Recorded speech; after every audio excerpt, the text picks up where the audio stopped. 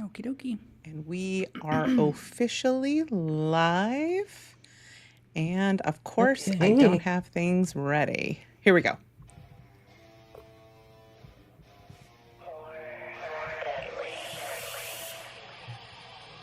Sit back, relax, you got nothing to lose. What do you think I'm about to show you? The female of the species is more deadly than the male. Hello, everyone, and welcome to the More Deadly podcast, where we review movies exclusively directed by women. Wait a minute. This isn't More Deadly. Zombie Grrlz are here. Woo, woo, woo, woo. That's right. That is right. The Zombie Grrlz have reassembled for this very special occasion, and it feels amazing. So allow me the honor of reintroducing this rogues gallery. I'm your co-host, Rachel, and joining me today is Ariel. Hello. And Matilda. Hey there. And you know her, you love her, you've missed her like crazy. It's Sarah. Hi, how you doing? Oh my God, it's so great to see all of you guys back together. I've missed this so much. How are you guys feeling? It's been a whole ass year since we've all assembled together. I know. And it's been a hell of a year. I don't know what you're talking about. Nothing but joy, nothing but happiness, nothing but pure privilege and freedom of everything. I don't know what you're talking about. So, well, I am certainly excited to see all of you guys, and I'm excited because this is actually a harbinger of what's to come. We have some very exciting plans for 2026 which will include more reunions like this all year long. So this is just like good. We're back in the saddle. We're getting back into being a crew. How are each of you feeling about this? Feeling good. Right? I'm excited that we're going to be reuniting again. I mean, who else is going to tease me the way that Sarah does if she's not here, you know? I need your new address. Yes, definitely. Oh, I mean, speaking of random packages, Matilda, I got your package. Thank you very much. That was a nice surprise. You're so welcome. It's one of two. They're both coming today. The other one's going to be delivered. You're going to might get a ding dong on your background while you're here. Yeah. I hope it's something scandalous and you have to open it on camera in front of all of us. Yes. I do feel like we owe Sarah like a good trolling by mail. Why are we not plotting against Sarah? Yeah, I think the time that is all right, y'all. Okay, cover your ears, Sarah. Ariel, Matilda, we need to reconvene and plot some good trolling for Sarah this year. I agree. Think? 2026, that's the year of trolling Sarah. Let's make it happen. Yeah. Yes. It's true. I sent a care pack. Ooh, Ariel, we Matilda lost you, Tilly. God damn it. So just as a tech note, we are getting a tech note from the audience. For those of you who are at, maybe you're hearing this later, whatever the case may be, we're recording live, and we do this every week for More Deadly. We're doing a special one for this where everybody is invited. But you get to comment along live with the show, as our good friend Samantha Christ, who is in the audience right now, offered us this tech note that Matilda's audio is a little high and distorted. So I don't know if you want to bump your gain down slightly, but that he'll keep us abreast of the quality of our audio. He's essentially become like the AV person for the Zombie Grrlz Network, and we appreciate him. Awesome. Okay, so sorry. You were saying something. Please continue. Someone was. Who was saying something? Wasn't Matilda saying something and then her audio cut out? No? Okay. Just kidding. Well, let's talk about, we've already kind of talked a little bit about 2025 sucking butt. We all know this. It's bleak. It's grim. It's been another year, a tough year for a lot of reasons, for the world, for us each personally. But I want to shift the narrative. we're here as a celebration. Today is good vibes, right? So instead, I want to lean into some positivity to hopefully, perhaps, generate more positivity as we go into 2026. Love So it. I want to hear, instead of like the bum out shit, I want to hear your happiest memory, your favorite thing you did in 2025. This year's been fucking bleak. But what was something that really brought you joy this year? Ariel, I'm gonna. Sorry, I'm doing it to you first. Get in there. Tell me Defending something that me. happened that gave you joy. Well, I moved this past year, not to a place that I wanted to move to, but I am here. And the thing that was great about it is I've actually seen like more of some people that I love in the past year than I had in years before that, because so many of my friends and family have come to visit me here in Utah. So that's been really lovely to be able to see people and not be by myself in Mormonville. Right. I'm giving you half points for that answer. Matilda, you're up next. What was a moment or a memory that really gave you a lot of joy this year? So this year, I had what I would have to say in the middle of such a crap year, the greatest day ever. Uh-oh, I can tell something's wrong with my audio because Rachel is typing at me. Yeah. Sorry, it's just a little high. You're a little hot. So why don't you skip me, and I'm going to try to go out and come back because Yeah. Oh, yeah. I'm going to go right to Sarah. All right, Sarah, tell us something, a memory, a moment, a thing you did this year, a thing you ate this year, whatever the case may be. Something that gave you a little joy in 2025. Went to see the B-52s, Devo, and Lena Lovick in concert. That's and so amazing. That was really awesome because Lena Lovick never tours the U.S. And in fact, it's been 35 years since the last time she toured. Holy shit. So yeah, like I think she's played a total of 10 times in those 35 years in America. And it's Oh, been wow. like she played South by Southwest once and like New York the rest of the time. So like it was really awesome to see her. She sounded amazing, absolutely amazing. That's awesome. I love this. I love this. Oh, so is there a specific song or a moment from that day that you were like, had like this realization of like, I am actually experiencing fucking joy? Oh, right. Serotonin. I remember you. Just the whole day. It was just a lot of fun. Yeah. Yeah. That's I was awesome. hanging out with my sister. We went out and had some beers before the show and, just got to hang out and listen to music we love. I love that.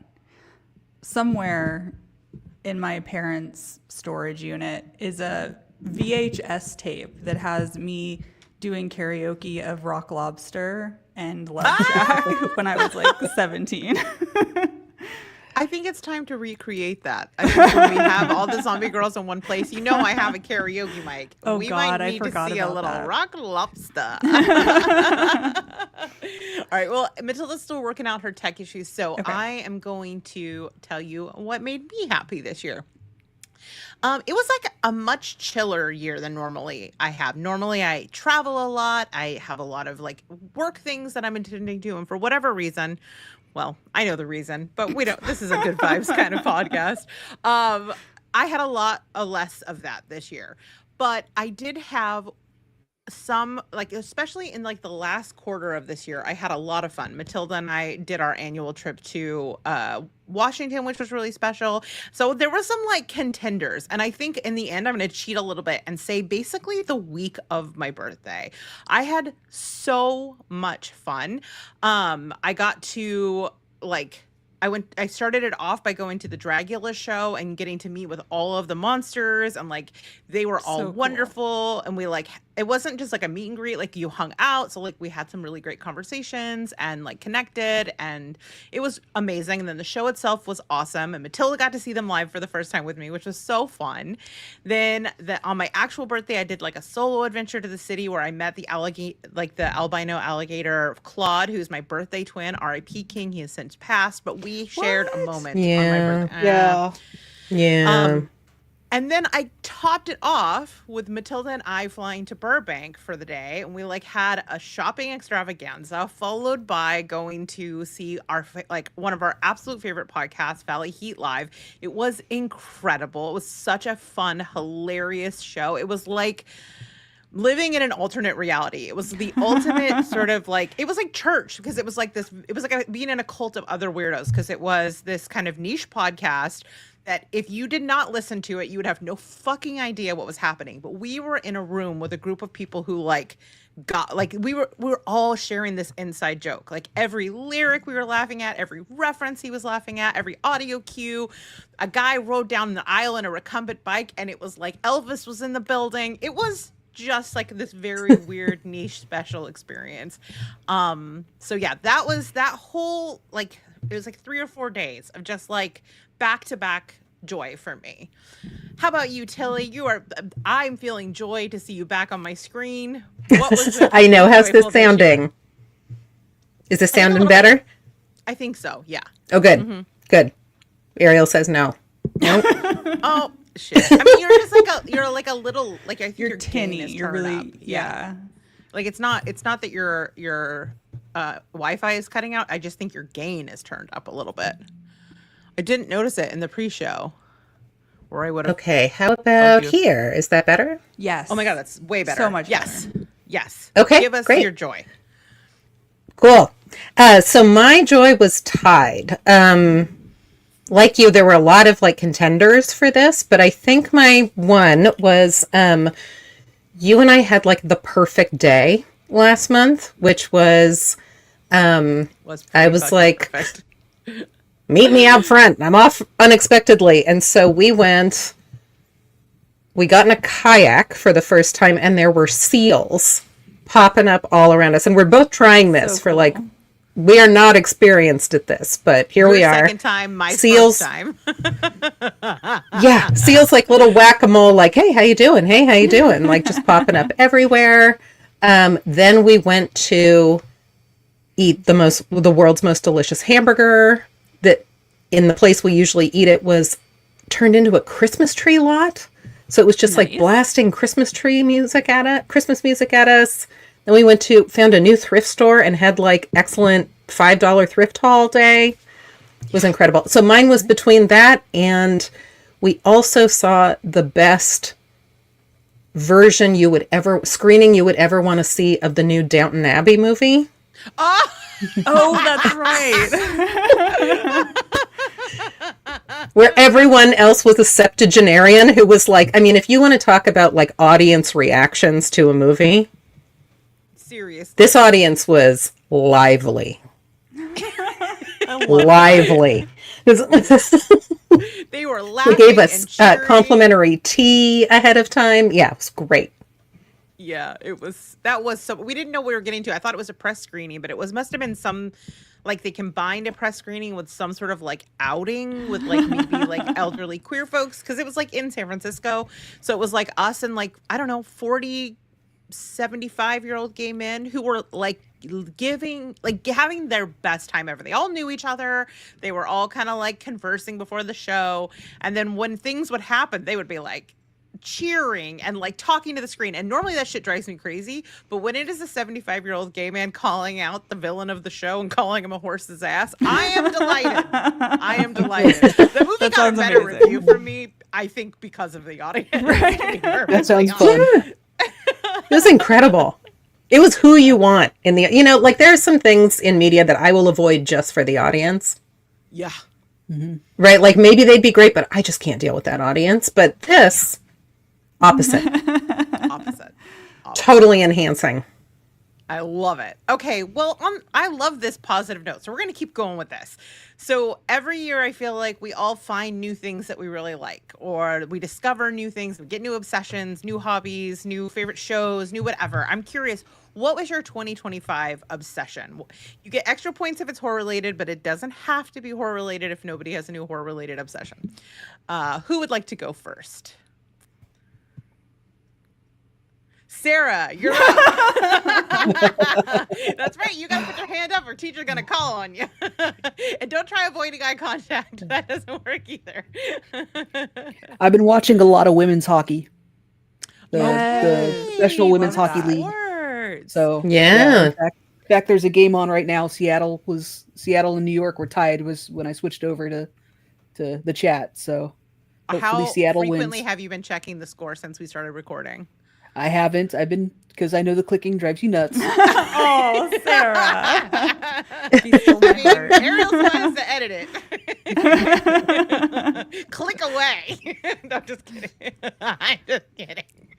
All right. Well, speaking of Ariel, what's your 2025 obsession?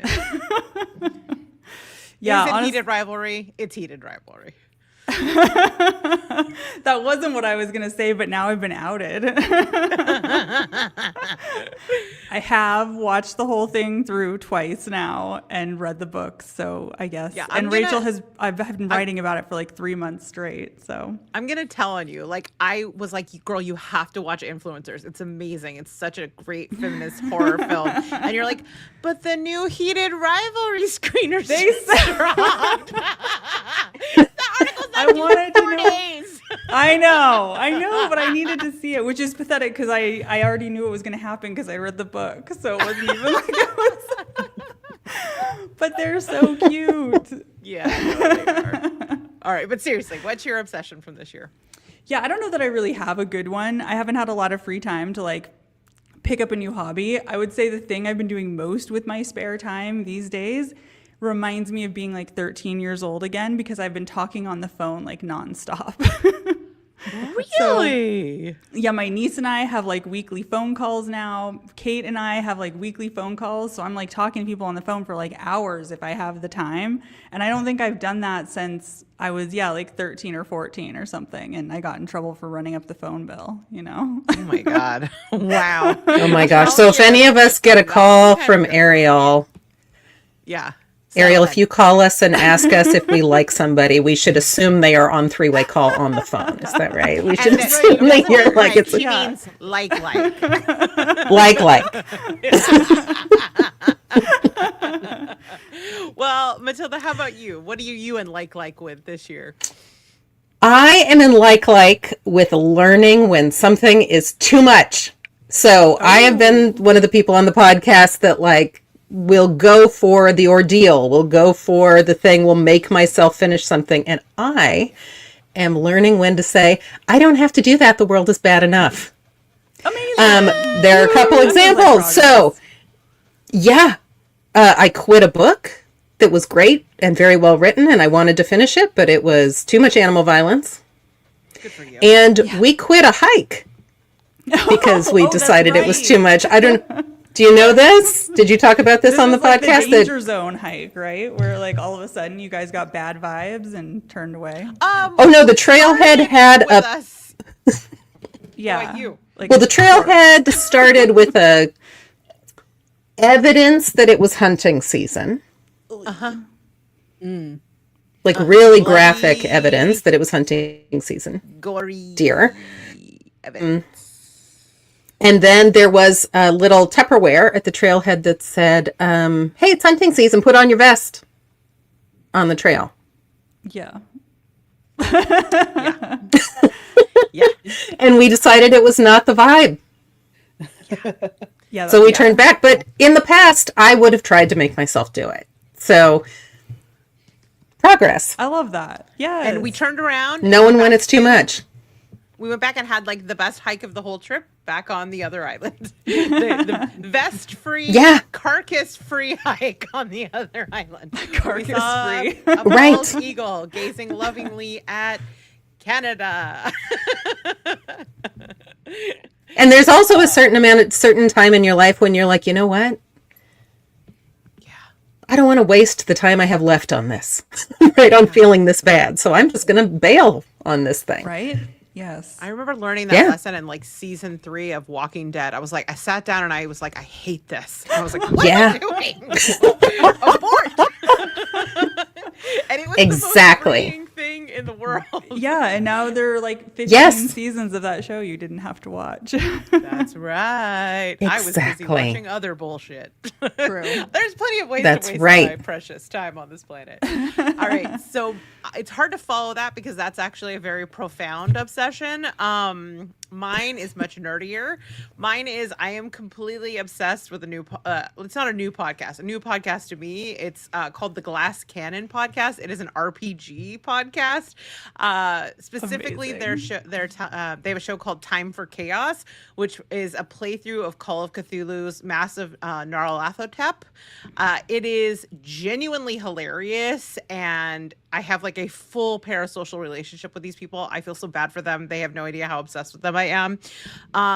They're amazing at getting into character. The story is really compelling. The characters are so like well fleshed out and lovable, and like I'm so invested in them, and I know they're gonna die, and so I'm having a lot of anxiety about that. It's all the best parts of playing like a tabletop RPG, except for I can do it while I'm doing the laundry or like doing stuff around the house or hiking, whatever the case may be. So I'm in the 3rd season now. It's not the final season as far as I know, but it's the final season that they've put out, and I'm already having like separation anxiety knowing that it's coming to an end. But if you love that kind of thing, you love like a Lovecrafty kind of story, you like just storytelling and tabletop gaming, it's the best one I've listened to. It's not even fucking close. Check out the Glass Cannon podcast. That's my obsession. I was listening to it before I came down tonight. I was getting ready listening to it. They're in Shanghai now. Anyway, so enough of like the warm up. I feel warmed up. Do y'all feel warmed up? Yep. Sure. Okay, Yeah. great. That's the enthusiasm I'm looking for. Let's get into our discussion of 2025, starting with kind of a meta question. I'm curious if you noticed any trends this year, or like when you think of the horror, the state of horror in 2025, what are you going to think about it? Like when you think back at this time, is there anything that really stands out? Was there anything that really emerged this year? There was a lot of comedy. A lot of horror comedy. I mean, Death of a Unicorn, The Monkey, let's see, Borderline. Like Queens of the Damned. Huh? I said Yeah. Queens of the Dead. Damned. That was funny too. Dead. Yeah. Oh, Dead. God damn it. I know. I've done it too. Yeah. So I noticed a lot more horror comedy this year. I could see that. That's funny. I was going to say basically the opposite of that. But you're right. There is a lot of horror comedy. But I feel like the front half of the front part of this year was like loaded with just grief horror. Like there was so much grief horror. I felt like we went from like a lot of like maternal and like pregnancy horror, and we sort of moved into like beauty horror, and that's still going, but grief was like everywhere. It felt like for a while like every single movie we watched was about like the monster was grief. How about you, Tilly? Did anything really stand out to you this year? Yeah, kind of like Ariel, I saw a lot of kind of like grief and dystopia horror, and that a lot of it was being underseen. So I was also wondering about movie production times catching up to what our appetites are actually up for. Yeah. That like we're fatigued already. like they're things just being- releasing them. Yeah, exactly. And kind of like wondering about where that's going to go in terms of where our appetites are. Yeah. I'm very curious to see what 2027 is going to look like in the theaters, because I feel like we're just starting to get like a little whisper of like the way that rising tides of fascism are weaving into the horror. We got little whispers of that. You know, I think it's interesting, even though it's not a horror film, we got both The Running Man and The Long Walk like within a few months of each other. True. There is Yeah. kind of, I think they're starting to tap into that anxiety a bit. Yeah. But I feel like we're really going to see the impact of it now. So if that's the case, then I'm trying to think back, what were the things that people were feeling and thinking in 2024, 2023 that we're now seeing making their way to the screen now? And I mean, we're going to get into it, but things like weapons and like there's a lot of like, I feel like anxiety in the home. You know, like a lot of domestic stuff, whether it's weapons or it's together or bring her back. Like it's a lot of stuff that's like inside the home anxiety and fear and paranoia, especially around like family and people we supposedly know. Because I think probably that a lot of people are feeling some of those sorts of anxieties, not necessarily recognizing the people that, they know and love. But that could also just be me in my own bubble and my own anxieties manifesting. But to that point, let's get into our top 10. So first, I'm going to kick this off explaining how we assembled this, and then we'll just start running through it. Sound good? Yeah, I'm excited because usually Sure. you tell us what the Perfect. top 10 is, but it's a secret. So Yes, that's right. Yeah, 'cause I didn't want you guys all to feel like you had to prepare 10 things to say. You know what I mean? I want you to just chime in on the ones you have something off the top of your head or a feeling, like a strong feeling about. So I did it the same way that I do every year. I did a call out to all of you to put together a list of your top 10, ranking them from number 1 to number 10. And then they are assigned a score basically in reverse order. So the number 1 gets a 10, the number 2 gets a 9, etc. Then they also get an additional point for appearing on a list. So say something like Cannibal Mukbang. Let's just assume that's our number 1 movie. It is one of our patrons' number 1 movies, but we'll get there. So imagine it was number 1 on all of our lists. Then it would have gotten 40 points for its placement and then 4 more points for having appeared on all 4 of our lists. So then basically once those points are assigned, I put them in order. Whenever there's a tie, the one that moves up is the one that is placed higher on someone's list.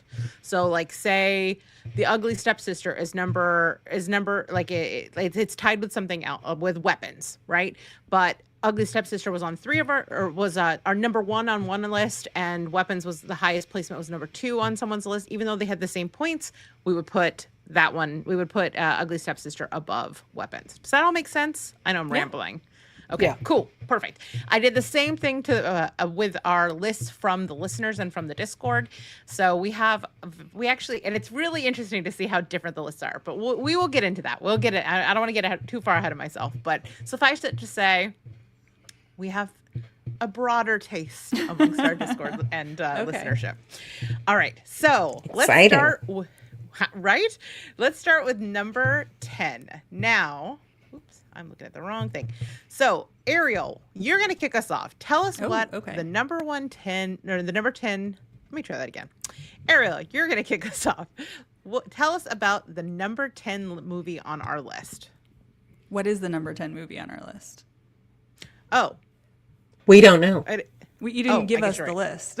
Oh, I guess you're right. Okay. Yeah. Sorry. All right. What? What do I have to do everything around here? All right, it's in private chat. Okay. All right. So the number 10 movie is Dangerous Animals. It's directed by Sean Byrne. So this was pretty high on my list because it was like one of the movies that I had the most fun with this year. I had such a blast watching this movie. I think that it has this like kick-ass protagonist who's really interesting. Like Zephyr is such a strong, capable, like resilient person. The fact that she is willing to literally bite off her own thumb to escape handcuffs is amazing.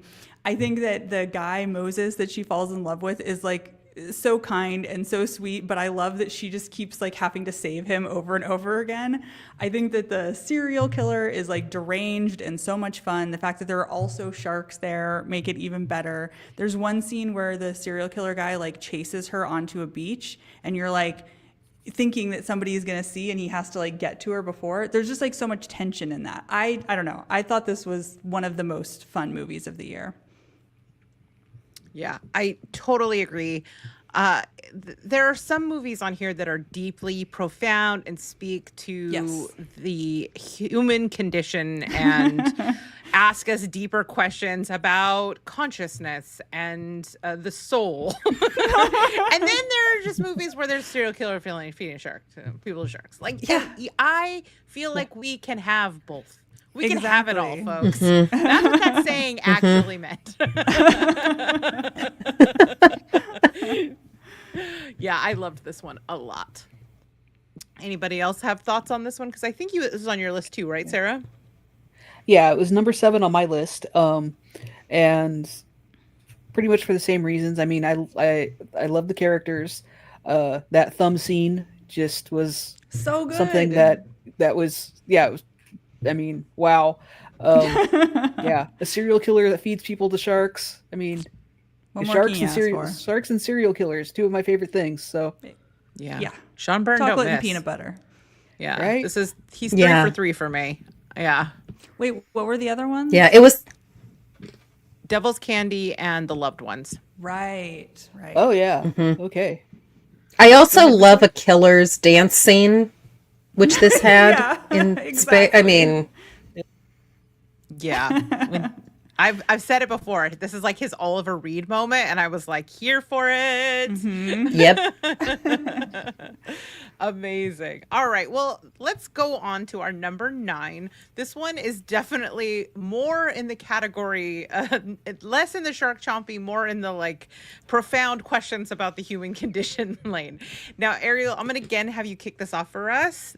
What is our number 9? Our number 9 is The Surrender. So this is probably the movie that we watched where afterwards I was like, Rachel, I need a break. Like, I need you to find something that's not grief horror. Yeah, we did like Ghoulies 3 after this. Yeah. You're like, I can't. I just It's can't amazing, take but I it. can't. But even saying that, this was like my number 4 movie on my list, even though it was a deeply challenging movie, because I just thought it was so brilliant. I think the way that it talks about grief, the way that it talks about the kind of like the horrors of caretaking, the way that it shows you how you can get stuck in these like cyclical memories when you're grieving, or the way that you have to like reevaluate your beliefs about a person after they die.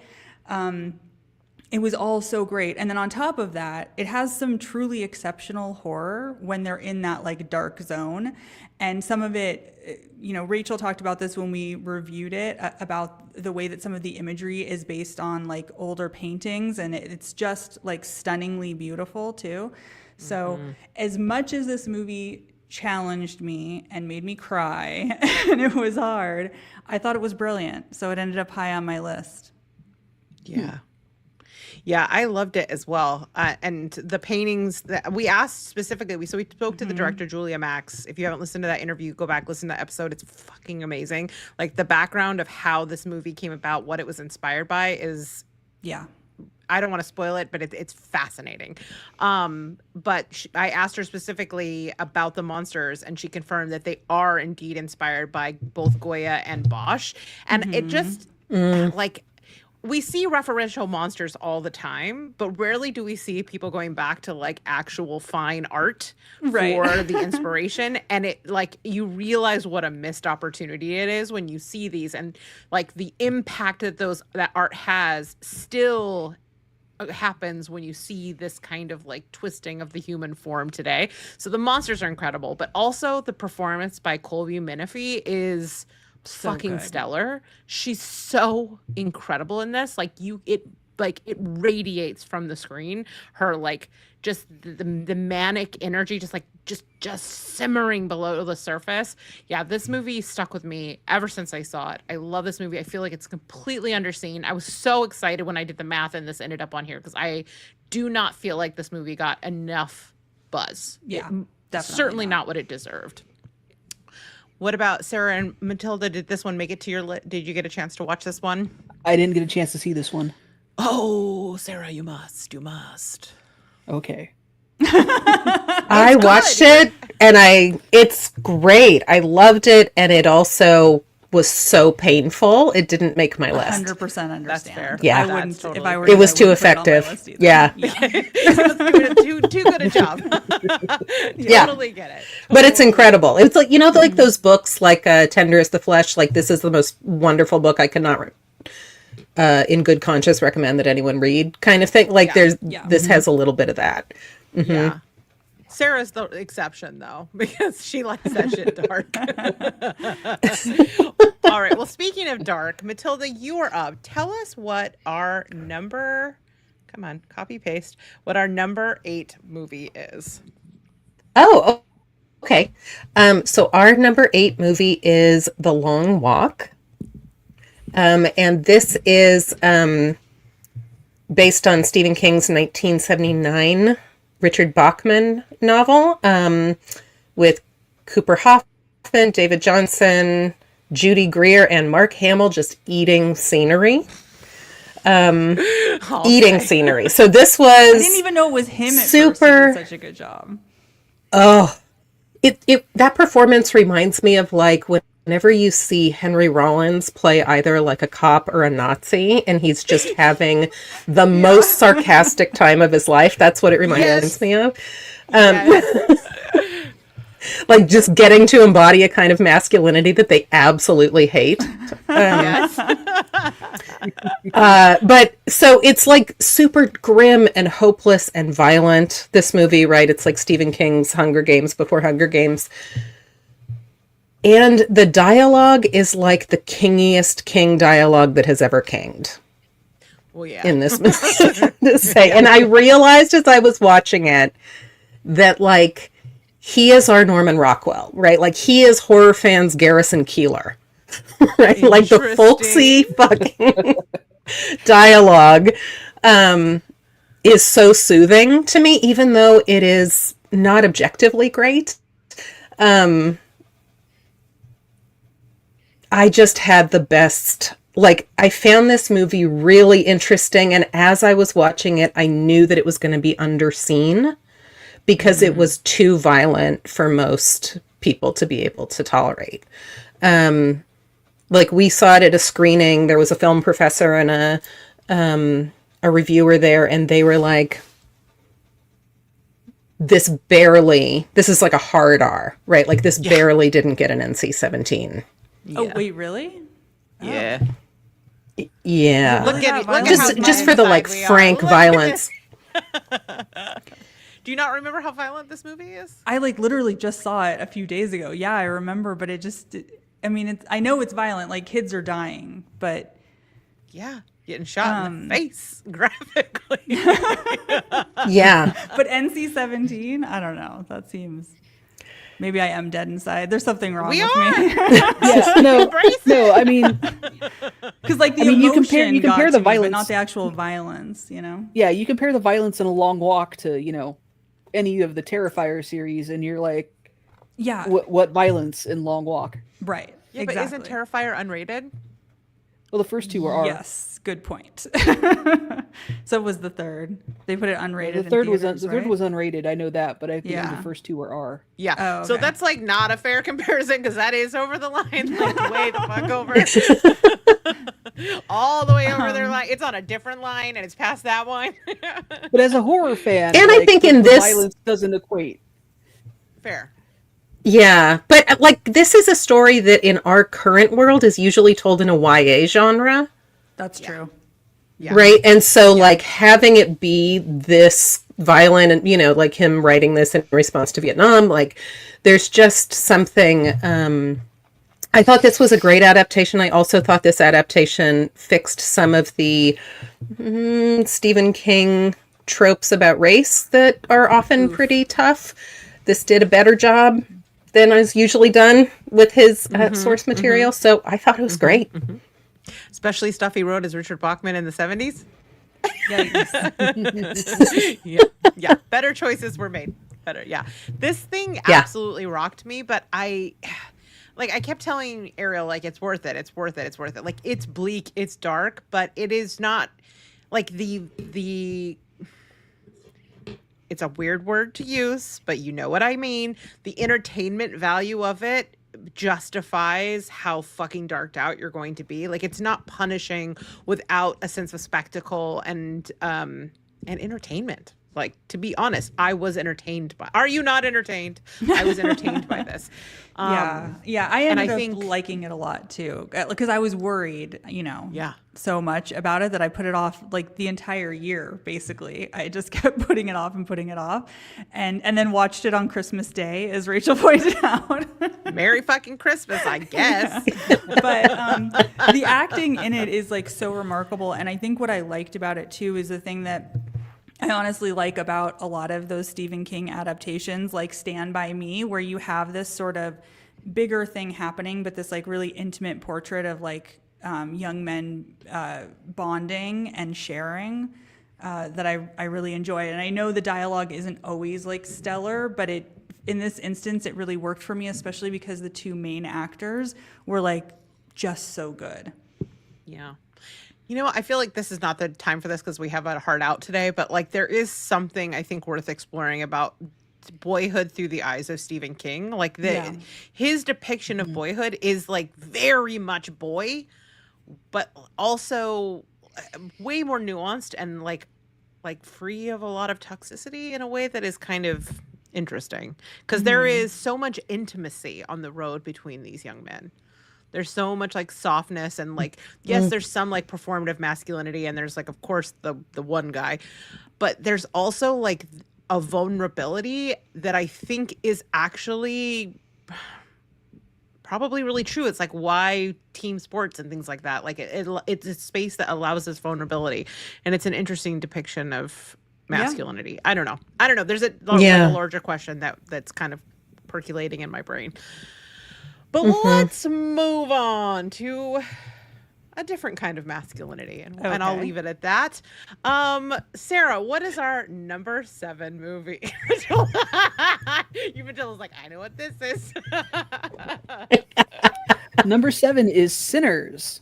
The Ryan Coogler directed, starring Michael B. Jordan as two twins, Smoke and Stack, along with Haley Steinfeld, Miles Catton, Jack O'Connell, I'm going to mess up her name. Unma? Unmi Masako? Masako? Unma? Yeah. Unma Masako, right? Yeah. Unmi Masako? Now you're saying it's making my brain... Yeah. Yeah. Unmi. Also has Jamie Lawson, Omar Miller, and Delroy Lindo, and the twins, Smoke and Stack. They go back to their hometown in Mississippi in the 30s to open up a juke joint. It's a musical. There's vampires, and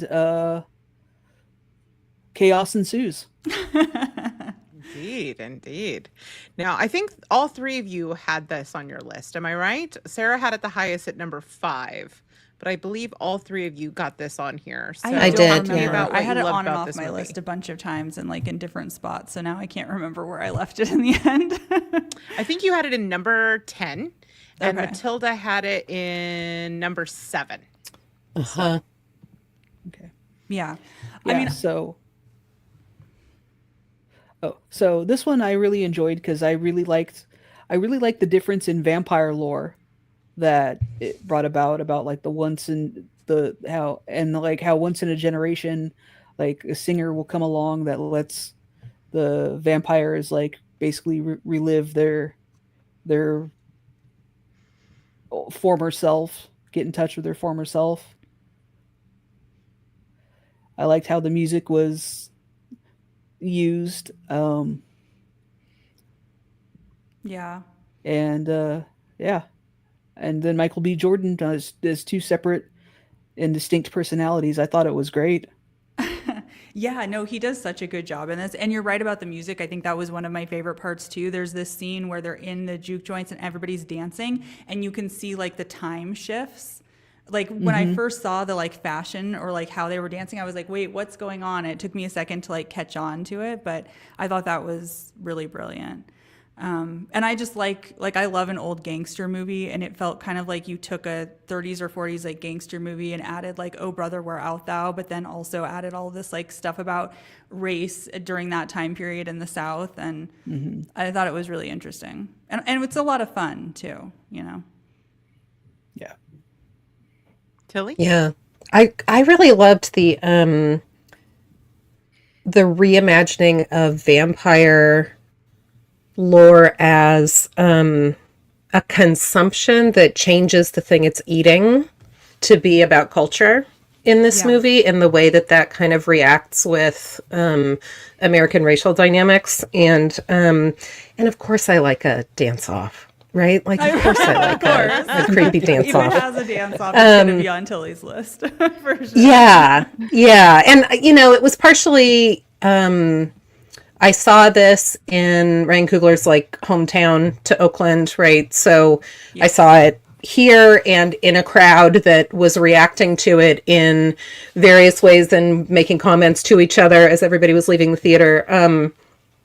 But for me, Wunmi Masako is the reason to see this. I think she is incredible in this. I want her in everything.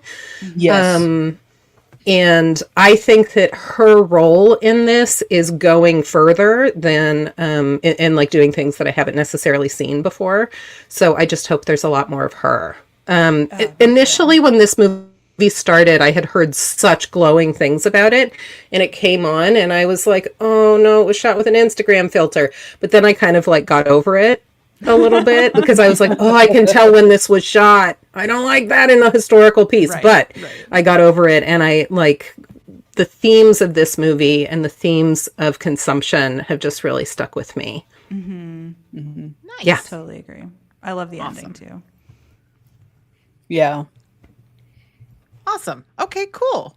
Well, let's move on to our number 5. And I'm going to kick this off and I'm Number so 6. excited to make the list. Or sorry, number 6. Just kidding. Sarah, you're going to continue to take the reins for number 6.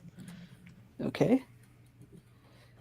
All right. So number 6 is Companion, starring Jack Quaid and one of the Sophies, Sophie Thatcher. Yeah.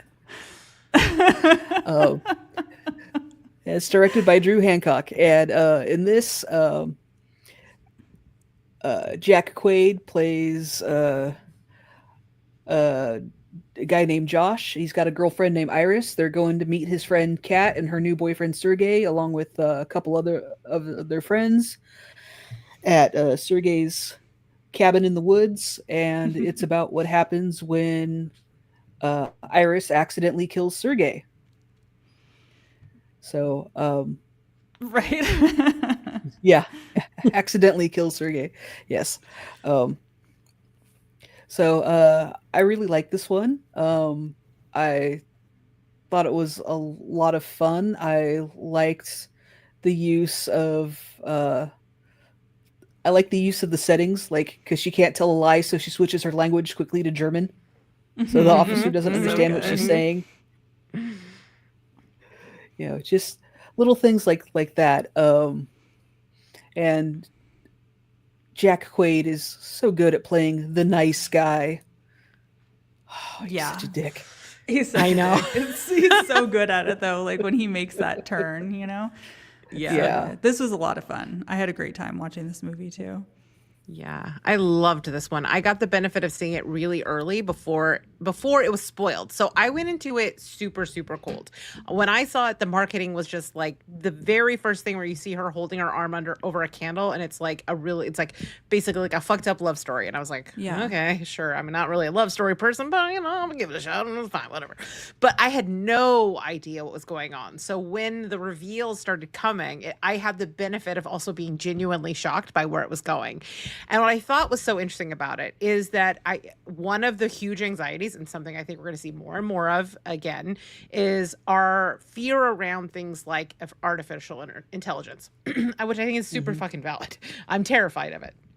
But what I thought was interesting about this movie is that it kind of flips the script on what traditional AI horror is. And I think it's more interesting for that fact, in that it is an example of like what happens if we do give consciousness to this thing that we have created and essentially enslaved. Like what if we're the baddies? You know what I mean? If these things really do achieve consciousness, what does that actually mean? And it's a total good for her film. So of course I love it. I love every interaction. I love how smart Iris is. I love the very sharp and witty takedown of nice guy masculinity. I think it's perfectly cast and genuinely hilarious. And like you said, the way she manipulates the tools that were used to control her and to force her to be something for someone else to her benefit for her own survival is like really fucking cool. Iris is one of my favorite characters this year. And I think that for the closing moment, I thought would be the clincher for you, Matilda, where she like looks over and sees one of herself with some like old dude, and like they have like a shared moment of recognition, and you can see that something is going to be sparked in her, and that old dude's about to have a bad time. So yes, I fucking love this movie. We deserved nice things, and to me, Companion was one of the nicest things we got this year. Yeah, it was such a fun movie, and I loved what's his name that played who was Guillermo. Oh, you know, in What We Do in the Shadows. Him and Lucas Gage, amazing. They were so cute together. Yeah. Oh my god, they were great. But yeah, every aspect of this movie really was just like such a blast, and I don't normally say that about movies that have to do with like future tech stuff. I usually hate future them. tech dystopia. Yeah, but this movie was just like every year. There's one we get you with. I know, because there was like a lightness to this, and there was such a fun element to it. I mean, like when that the guys who like work for the company come in, like when Jack Quaid's character calls them at the end, and then they go out to the car, and he's like, "Oh, that guy's fucked." It's so funny. Well, then and then the twist too, because he has her shoot herself, and then it turns out the memory processor is totally someplace else. Yeah, so good. Such a fun fucking movie. All right, we got to keep it moving. So let's move on to number 5, and this time I am going to do it. Thank you for tracking me on this. I appreciate it. So our number 5 movie was one that I fucking championed this year, and that we got it on the list is a miracle, because not only is it a sequel that not everyone had seen the first film to, but it came out like super late. Like it came out this month. And that is the film Influencers. It is rare for a sequel to make a top 10 list, particularly one where the original didn't make the top 10 list. It did make it in your number 10 spot in 2023, Matilda. And you were the original champion of this, I guess, franchise now. But they're so good. It's so good. It's so good. It's so funny. I got a message from Eric today. He's like, these influencer movies are good sits. And I was like, the one I keep telling everybody to watch. I know. But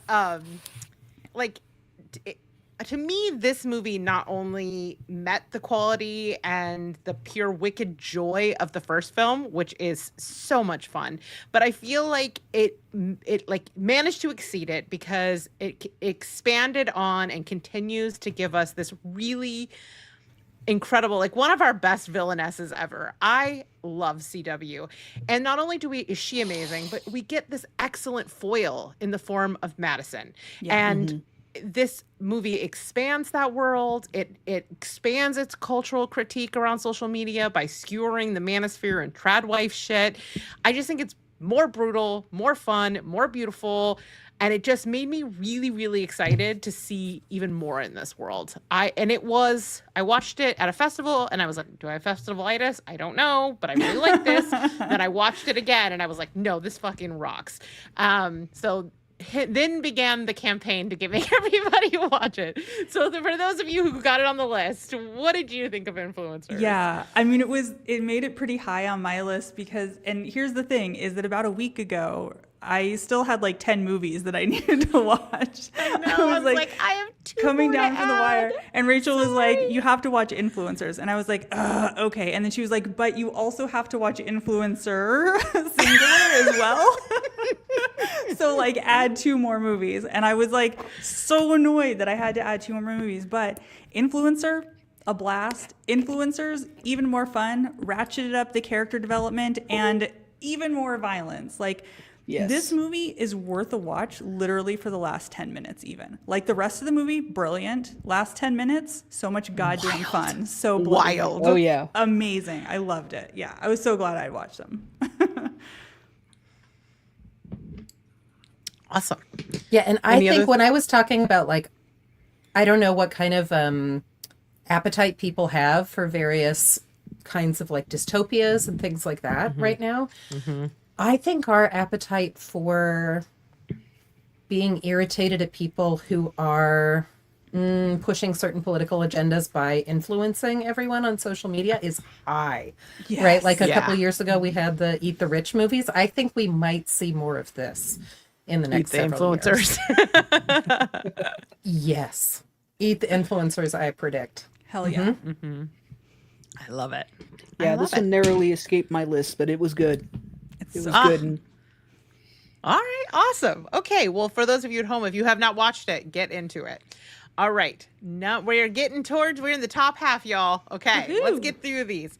So, Sarah, once again, you are taking the reins one last time with our number 4 pick. all right, number 4 is Bring Her Back, which was directed by the. What is it? Are they brothers? Yes, twin brothers. Yeah, the Philippine twins, Mm-hmm. and it stars Billy Barrett, Sora Wong, Jonah Wren Phillips, and Sally Hawkins. And plot centers around a boy named Andy and his stepsister Piper, who, after their father dies, goes to live with a foster mom named Laura, who has a foster boy named Oliver, who you think has some sort of behavioral issues or something. There's something not quite right about him, and she seems a little off, but the truth of it is really kind of unexpected. Yeah. I'll say. No, I really like this one. I went in cold, so all I knew was that all I knew about it was that it was some kind of grief horror. But I went in pretty cold and was blown away. But yeah, Sally Hawkins, man, Oof. that woman can act. Yeah. Oh, and that knife scene. Oh my God. Like truly the most disturbing moment set to film this year. No kidding. That whole thing with even when he's like biting the counter, that whole thing made me want to leave the planet. Yeah. I was like, well, that's enough of the planet for me. Bye. As Matilda, who had to sit next to my squirming body in the theater, knows. That was a rough one. Because yeah, we saw I was this going to on say, a hot I don't date think together.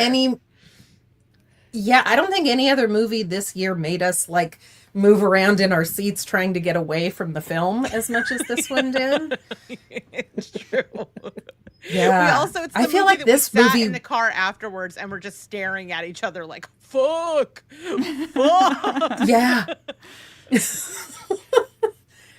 Yeah, like with Talk to Me, there was, whenever there's like a sophomore effort from someone, and we might talk about a different sophomore effort from someone, whenever there's a sophomore film, you're like, okay, was the first one just all that those folks had or not? Or like, what are we going to do here? And I feel like these folks, like these brothers, really are dialed in on the horror of what it is like to feel responsible for another kid when you don't have the power to make it better.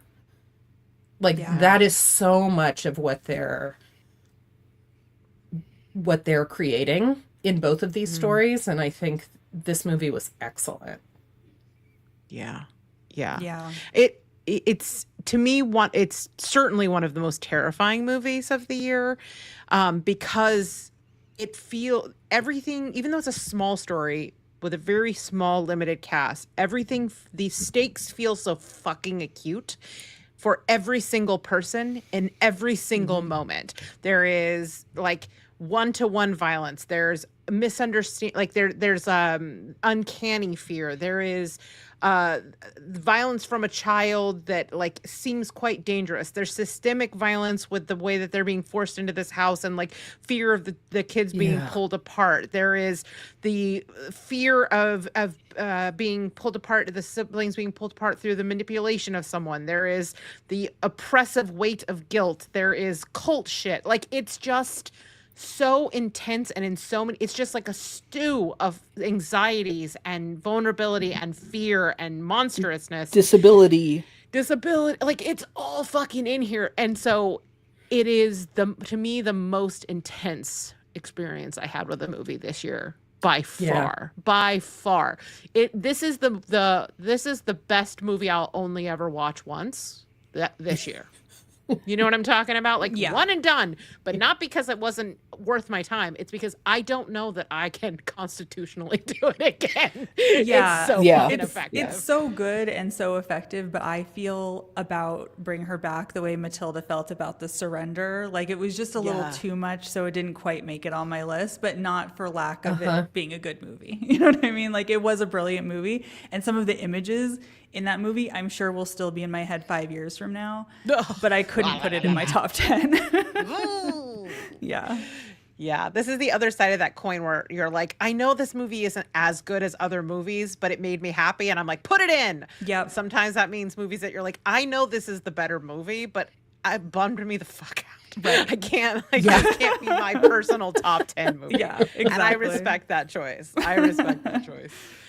All right, let's get into number 3. Speaking of Ariel, what is our, oops, this is the wrong thing. I almost told everybody in the chat. By the way, thank you for everybody in the chat that's contributing. I've been popping these up on screen as they're coming in. It's so fun to hear from you. There's our good friend Samantha Christ is in the audience, but we also have some other folks that are chiming in. We've got Real M of Darkness. We've got Angry Townsman. Thank you so much for chiming in, and we'd love to hear more from you. So keep those comments coming. All right, let me get into the right chat here. Boop, boop, boop. Private chat. That's right. We have a private chat. Are you jealous? All right, Matilda, what is our number 3? Not Matilda, Ariel. Sorry, I think it's Ariel. What's our number 3? Okay. Yes. Our number 3 is the movie Together. Yeah. So- the shunting. Yeah. So this is another movie that I like struggled to watch at first, only because I watched like the first 15 minutes of it and I was so tired I had to go to bed, and then I had like the most disturbing nightmares of my entire life. That's a good sign. Yeah, but like I never have normal nightmares, so it was like it was affecting, and it took me, I'm embarrassed to say, probably like 3 months to go back and actually watch this I know, whole because movie. I kept going, did you watch it yet? Did Yeah. you watch it yet? It's Yeah. really good. Did you watch it yet? I swear you won't be bummed out. Did you watch it yet? So I ended up watching it, and I ended up absolutely loving it. This movie is like both a really interesting, deep exploration of relationships and how that can sort of like go wrong, and you can be wrong and right for each other at the same time and stuff. But then also is like really fun and has like the craziest body horror. I loved it. I just thought like the body horror in this and the way it's sort of like related to this like cult idea too was fascinating. Like I loved some of the like lore that gets hinted in here throughout the movie. The acting is phenomenal. And the movie really stuck with me. Haha. No, it was just really good. I ended up having a great time with it, and I was surprised because I thought this one would maybe like bum me out or be like too dark or something, but it's not at all. Even though there are some points where you're like, oh, some of this relationship stuff is too real, you know? Yeah. Yeah. Yeah. I mean, it's the rare body horror film that isn't a total bum out. Yeah. It doesn't mean it doesn't have dark themes and moments, like the stuff with the dead mom in the bed. Like all that stuff is pretty intense. But I think whenever I sit down for a body horror film, I'm like, okay, prepare for a shower after. Like this is going to be amazing and it's going to bum me out and it's going to be brutal. Yeah. This is the rare one where I kind of came away with a smile on my face.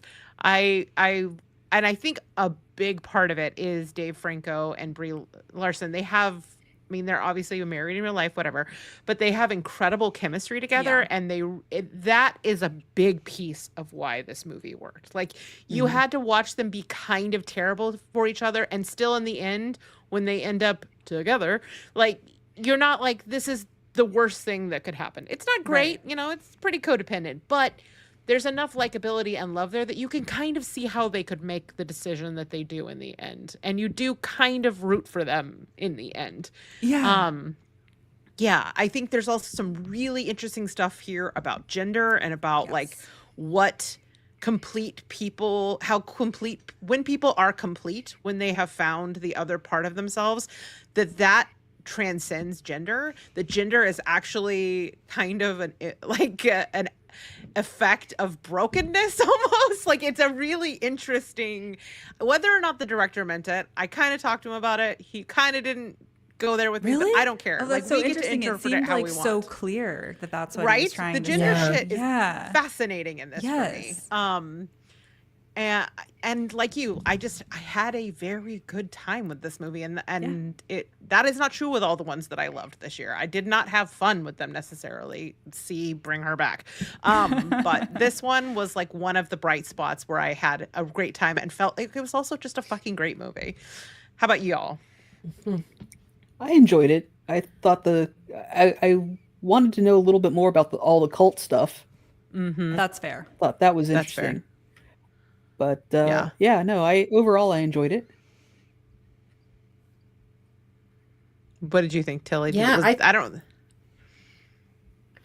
Yeah, I really loved this. I thought I was worried at first it was going to be like Anxious Attachment, the movie. But then Yeah, I guess And, as like, a with- Freudian, this is probably a whole different movie for you. yeah, I mean, there's something, but I actually think that because those two are a couple in real life, there's a playfulness about how they are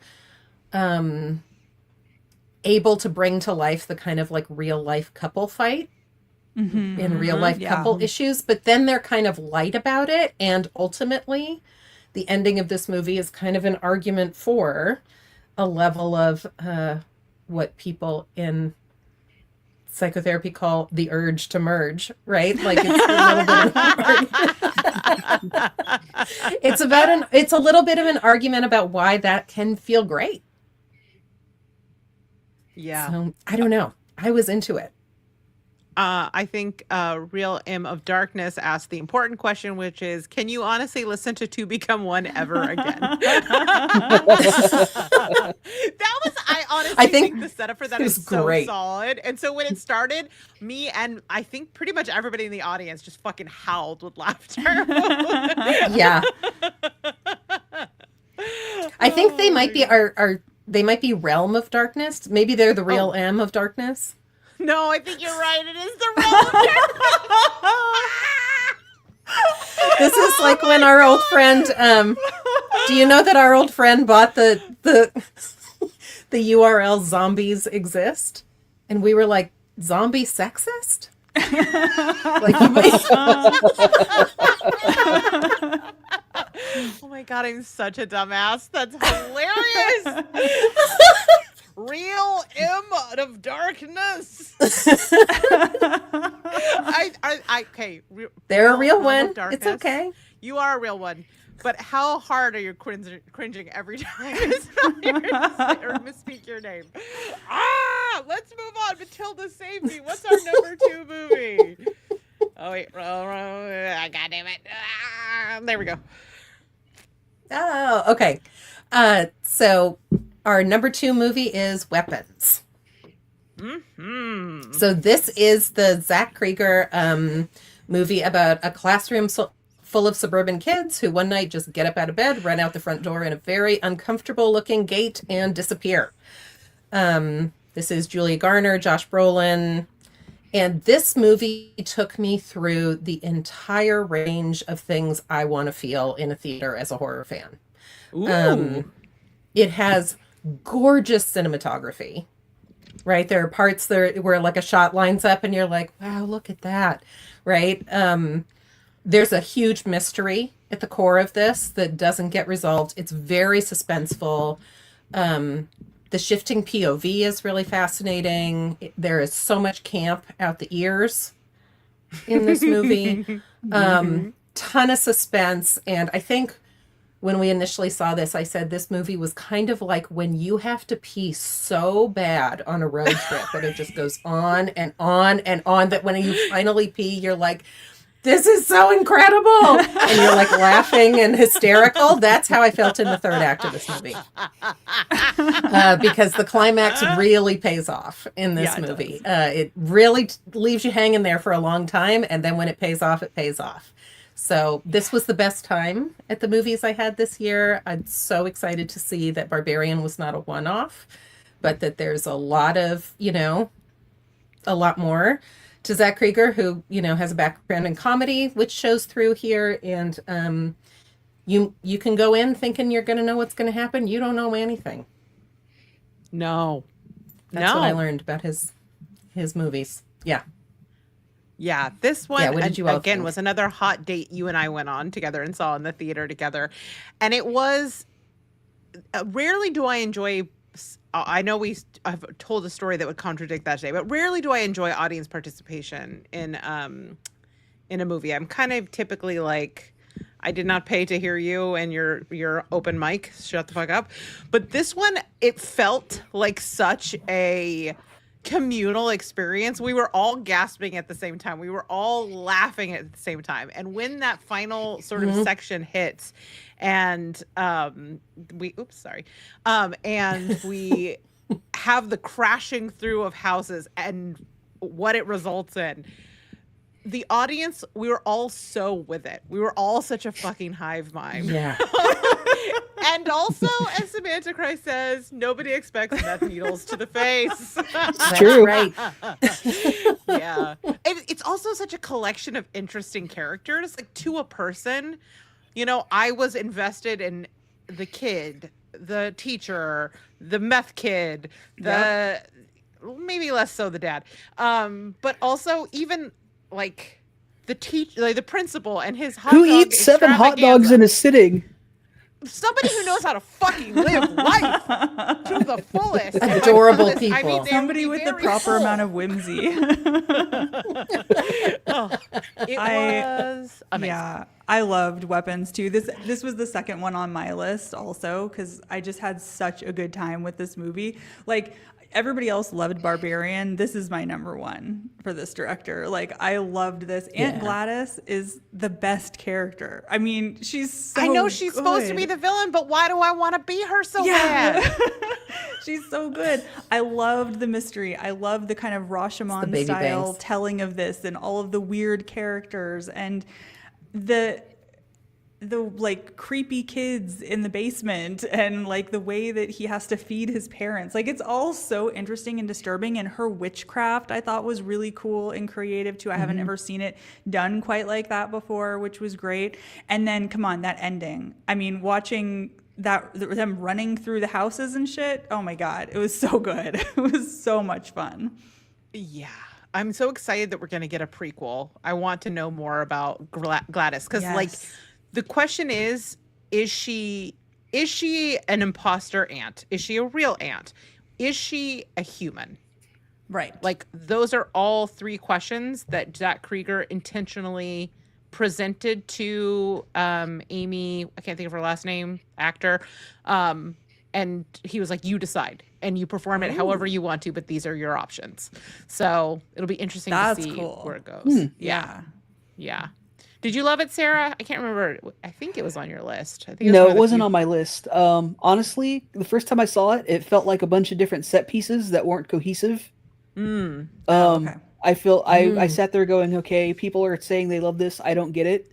And the second time I saw it, I still felt like I was missing something that like I just didn't get it. I thought there was going to be a turnaround there, and you surprised me. No plot twist. So, like, I love the different set pieces of it. I mean, especially the story with the cop and the meth addict. That cop's was mustache. just hilarity. But yeah, I just didn't get it.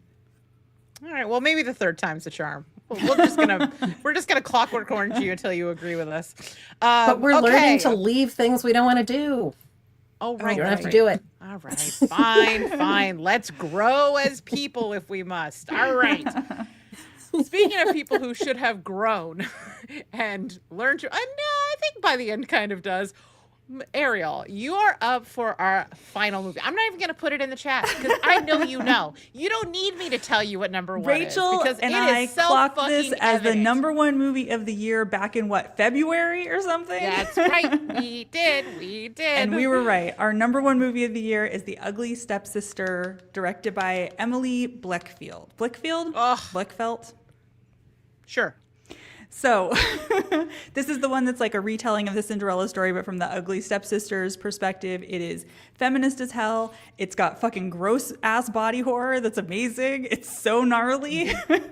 Like that Food tapeworm horror. scene. Whoa. The foot scene. Yikes. Yeah. It's all so amazing. And I love that it's like this new take on beauty horror, this like thing that we're getting, which I think is so fascinating, and sort of like how the pursuit of beauty is all about like control, and we've turned it into something grotesque. And there's a great stuff in here about like women kind of like plotting against each other in order to attain like a little bit of power and privilege. And visually it's stunning, the acting is great, and on top of all of that, again, it's gross. And the acting is phenomenal, and it's so much fun. It's just so much fun.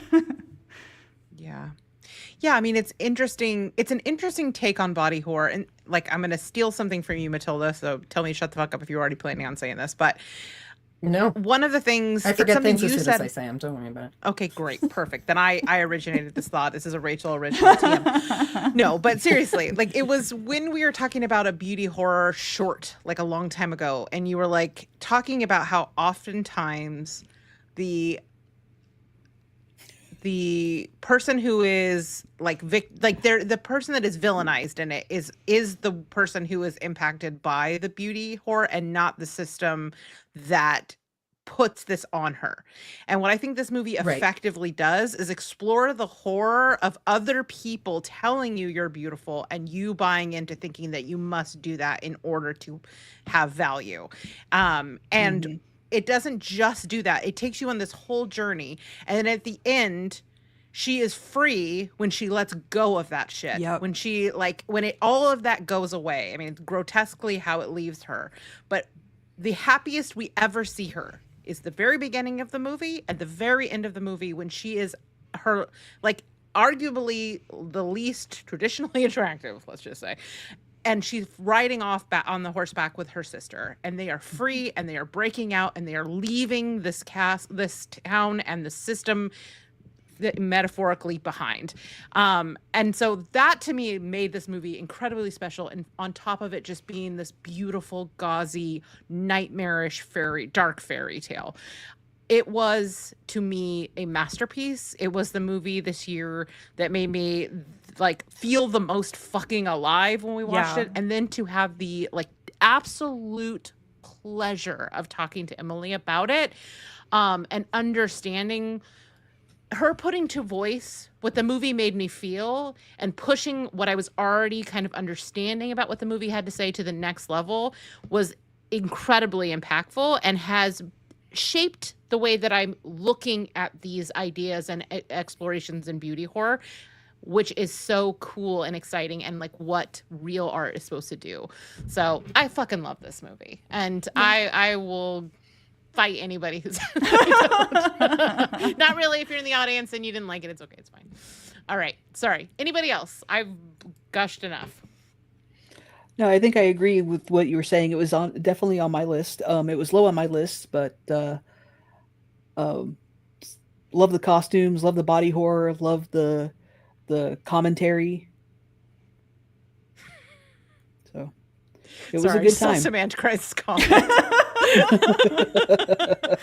He said, for those of you who are doing it in this audio, I want the sequel to be a body horror narrative from the tapeworm's perspective. That feels like something Chuck Colin Newick or whatever would write. I feel like I want that to be narrated by the Time for Timer guy that was on the Saturday morning cartoon that had the digestion cartoon. Do you remember that? No. Oh. The You Are What You Eat cartoon? You don't? Oh, I yes. remember, like- Vaguely. Don't From be a your yuck head mouth. down to your feet. Head down to your feet. Yeah, same guy. Same Yeah. guy. Oh, wait a minute. Yes, I do think I remember this. He's like, it's like a song and he's like dancing. Yeah. Yes. Mhm. That's got to be on YouTube somewhere. Let's just put him in this world. I'm into it. I don't know what this means, but I feel like this is apropos. That's Wagon right. wheels? Is that right? Of cheese. Yeah. Yeah. He's the reason we all know how to make Hanker for a hunk of cheese. orange juice popsicles with the Oh! toothpick Oh. in them in the ice cube tray. Yeah. Oh, shit. Okay, I do hanker for a hunk of cheese. Now I can totally picture him. He's like a big face with feet, right? Yeah. kinda And like- a little top Yeah, hat. okay, I think. all Little right. cowboy hat. Or like a waistcoat. Yes. Okay. Yes. Yeah. Yes. Cowboy it's all coming hat. back to me. Yes. Yeah, I love this movie too, and I want to call out like the ballet horror of the kind of like horizontal hostility that's Yeah. bred by the ballet teacher, which I know you had said the director had like experienced to some degree in ballet classes, and which is Yep. incredibly real about like there can only be one, right? Supreme Yeah. or prima ballerina, so you're all pitted against each other, and I loved the just absolutely barbaric medieval plastic surgery aspects I kind of want those of lashes, this movie. though. I gotta be honest. Yeah, You want them sewn in that way, though. No, I do not. No, I do not. no, That is horrifying, that part of it. That and the Yeah. nose. Speaking of dance numbers, though, Matilda, like you said, you love a dance number in a movie. This one is so fucking beautiful. That's the thing is she. Right after this, essentially everything that follows is so fucking grotesque. She goes and she like barfs up all these tapeworm eggs. But first, we have this like beautiful dance number choreographed, and like the costuming. costumes are so it's good. just the movie is never more beautiful than it is during this dance number, Yeah. and then everything that follows. Is so So fun. early. So good. Yeah. I'm getting excited just talking about it. Like, I want to go watch it again. It's so good. It's Yeah. so good. me too. This is my most recommended to others from this year. for sure. Yeah. Yeah. This is also the movie that, like, once again reminds us when we recommend them to each other that we are a bunch of fucking degenerate sickos. Because think about what we're like. Okay, so then wait till you get to the tapeworm scene. All right. So Eddie chimed in. He said, Stepsister was the most feminist film I saw this year. Here, Eddie. Yes. Agree. Yep. Hard fucking agree. All I right. agree so because that it is makes That- it so clear they just like fix her up like a house for sale. You know. Yeah. Yeah, and that she has no say in what nose she gets, what eyelashes she gets, what anything, nothing. The only thing she participates in is taking the tapeworm.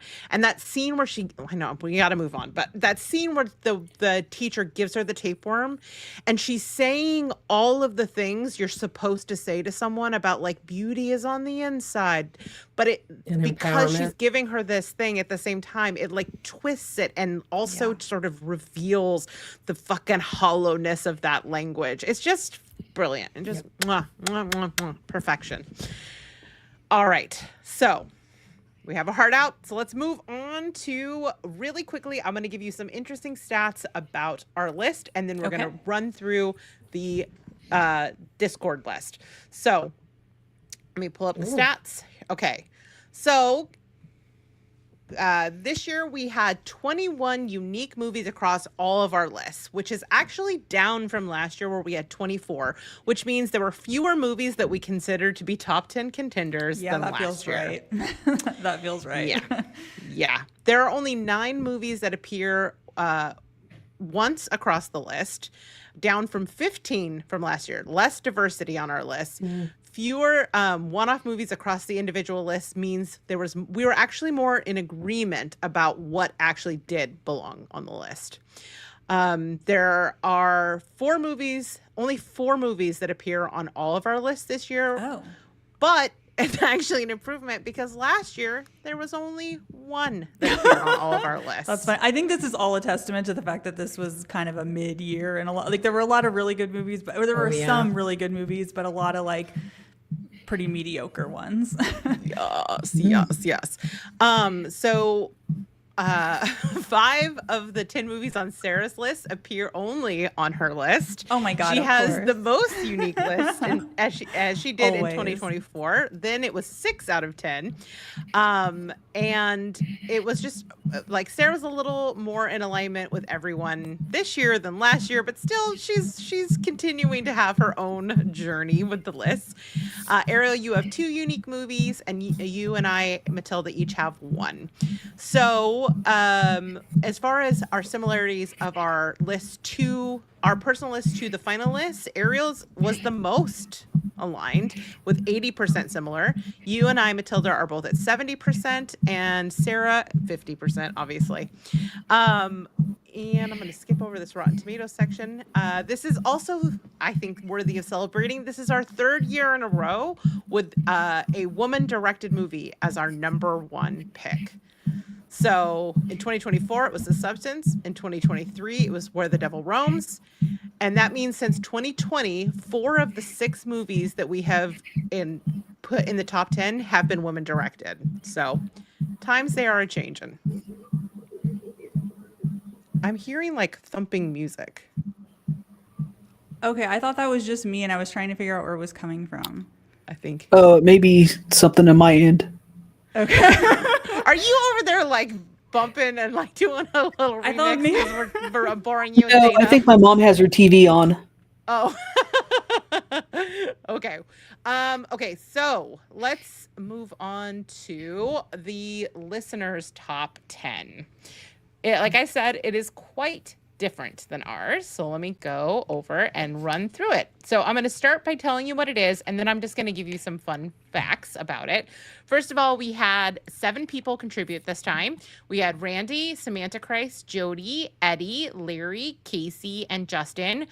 Realm of Amazing. Darkness, I didn't get your list. I'm just saying. Angry on the Town, or what was it? What's the other name that's in here? Angry Townsman. Angry Where's the Townsman? list? Where's the list? Okay, so Drop your number 1s in here. Yeah. Yes, I won't be able to calculate them in though, just so you know. Oh, actually, we have a quick question from Realm of Darkness. Did you guys like Death of a Unicorn? I personally loved it. Sarah had it on her list. It was number 4 on my list. It was I love that movie. It was hilarious. Yeah. All right. I didn't get to it. I'll have to check it out. It's fun. It's like a good monster-y movie. I think you'll have fun with it. Okay. So starting from the bottom, number 10, Dangerous Animals. Number 9, Influencers. It made the list. Apparently my proselytizing went across the network. Number 8, The Long Walk. Number 7, Companion. Number 6, 28 Years Later. Oh, wow. Yeah. Number I was 5, wondering Together. where that was. Number 4, Sinners. Number 3, The Ugly Stepsister. Nice. Number 2, Weapons. And number 1 was Bring Her Back. Oh, so y'all are shit. sickos and you wanted to feel bad this year. That's a good list. Hey, we agreed about weapons, so. Yes. Honestly, to be honest, there's a lot of crossover in these. But they were definitely more diverse in their recommendations. They actually had 41 different movies across all of the Discord lists. They recommended 41 different movies, which is actually up from last year, which had 35 on the list.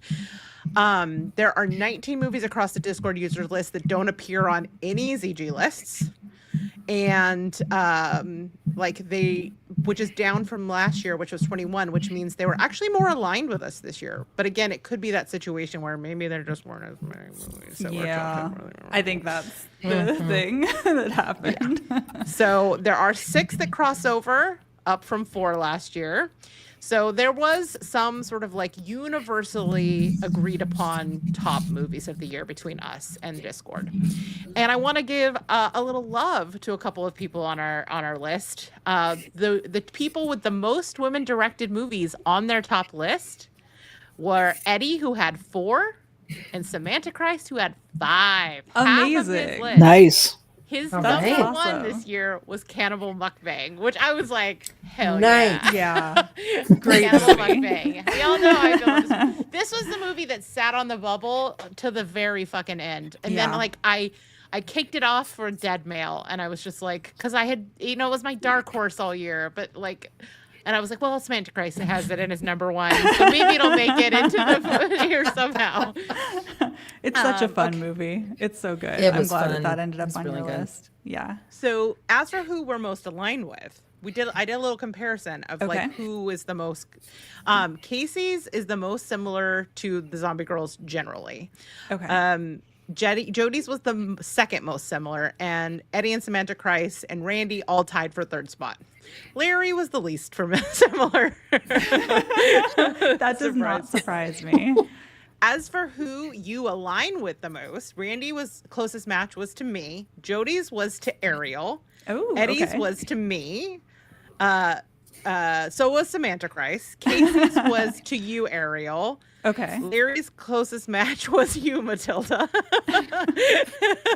And Sarah was the least listener aligned, as of course, which totally fits your deep cut reputation. Yes, It continues. It's true. Yes. And I didn't have She is the any real master. results on there. It wasn't like I had, some Ukrainian, found footage horror on here or anything like that. As someone who's seen the list, yours was wild. Like, when I got it, I was like, yep, that makes sense. Don't look like nobody else's. I will say I'm not going to go through the whole list, but we did a mega list. We combined if we were to all do it together, our top 3 movies would be number 3, The Ugly Stepsister, number 2, Bring Her Back, number 1, Weapons. Oh, interesting. All right. Yes. That's Yes. a good list. So thank you, everybody, all the listeners, everybody on Discord, everybody who contributed, everybody who's joined us tonight. It has been such a fun combo to have all of us together like this. I loved seeing your lists. I definitely saw a few on here that I didn't watch this year, and I was like, fuck, I thought I had done so well. But like Eddie's number 1 is Borderline, and I didn't watch it. I almost watched it, and then I got distracted and watched some other bullshit that definitely didn't make the list. So all of you guys, thank you so much for contributing those. I'm totally going to go back and check out all of your favorites that I did miss this year because, yeah, I'm a completist. I got to get into it. Okay, so let's move on to honorable mentions. You each get to pick 2 things that you wanted to briefly give some love to. I know we still have a lot to go through, so like let's we don't have to do it full rapid fire, but like real quickly make a case for your movies that didn't make the top 10 that you really loved. So Ariel, why don't you kick us off? Sorry, I accidentally closed my notes. Can you move to somebody else for 1 sec? Absolutely I don't not. We're remember gonna what I all sit picked. here awkwardly and stare at you until you figure it out. Just kidding. Ariel or Matilda, why don't you lay on your honorable mentions? Okay, my honorable mentions, which were not quite horror enough, but were a ton of fun, were Freaky Tales. Such a good time. Very fun. Show it to your grandma. Show it to anybody. And Shot in So Our Torn, Neighborhood. which shot in our neighborhood. The reason I have an ice cream store on my block again. So Torn is the other one. Yeah. It just hit Shudder a couple of weeks ago. It's weird. It's fun. The tone of it, it's British. The tone of it reminded me of like Werewolves Within kind of vibe, Yes. but it's like action-y, and the structure is really interesting. And yeah, Rachel, did you watch it and like it? I was worried I overhyped did. this It didn't one. make my list, not because I didn't like it, but because I didn't feel like it. Like I couldn't put it on there and like I'd bump a horror, like a straight up horror film for it. But I'm glad you have it on your honorable mentions because it is so fun, and I feel like nobody's talking about it. It's on Shudder, and it's like a Rube Goldberg of a movie. It's Yeah. like Sliding Doors-esque, and it has a really great lead female character and just like a constellation of fucking weirdos. So I would totally second your recommendation of So Torn. And craft horror. Come on, get in it. Craft horror, right? Not enough craft horror. Yeah, I guess get in May is craft horror, sort of, right? She, yes. All right, Ariel, do you got that doc open? Yeah, sorry. I just had like a brain blip. I couldn't remember what I had picked. But I picked Queens of the Dead because I had such a fun time watching that movie. I think it's like both very, very sweet, really fun, and super creative. And I just like loved all of the quirky characters in it. And then my other one is Bone Lake, which is another one that we covered on More Deadly. It's such a fun, like, erotic thriller. It has so many, like, really great moments, and the ending was just, like, stole the show for me. It was And it's bloody as hell. Yeah, exactly. Such a fun movie. Yep, love that movie. Totally agree. Bring back the erotic thriller. All right, Sarah, what are your honorable mentions? Opus is my first honorable mention. Yep, Nice. good one. Just, I mean, for John Malkovich dancing, that's Oh my God, that scene. it's worth its screen time just for that alone. And then my second is Death of a Unicorn, which is hilarious, and I definitely think is a must see. Love it. This is so hard. I have so many. So Yeah. I don't know if you guys had the same problem. So I have championed Dead Mel all year long. You all know how I feel about this. So you all know. So I'm going to consider that the secret one. But I'm going to say Dust Bunny I'm so sad that it did not get seen in the theater. Yeah. It is Brian Fuller's feature directorial debut. He's done tons of TV that you all know and love. Hannibal, Dead Like Me.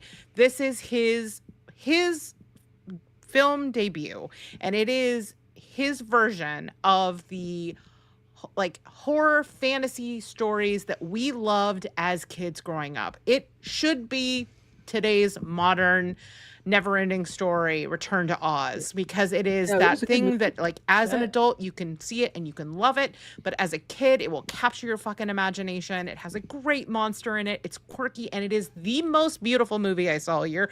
It is just a world of fucking wallpapers. I was in heaven. It is a goddamn delight, and it is a goddamn shame nobody saw it. So when it comes out, see it on the biggest screen you can possible, because it's delightful. And then I'm gonna go with, because it's like my beloved Samantha Christ said, it is Amy Kuge got robbed. We need to talk about Cannibal Mukbang. It is such a fun, surprisingly like moving, dark comedy. It is a like why we love indie films. It is the emergence of a fucking exciting filmmaker.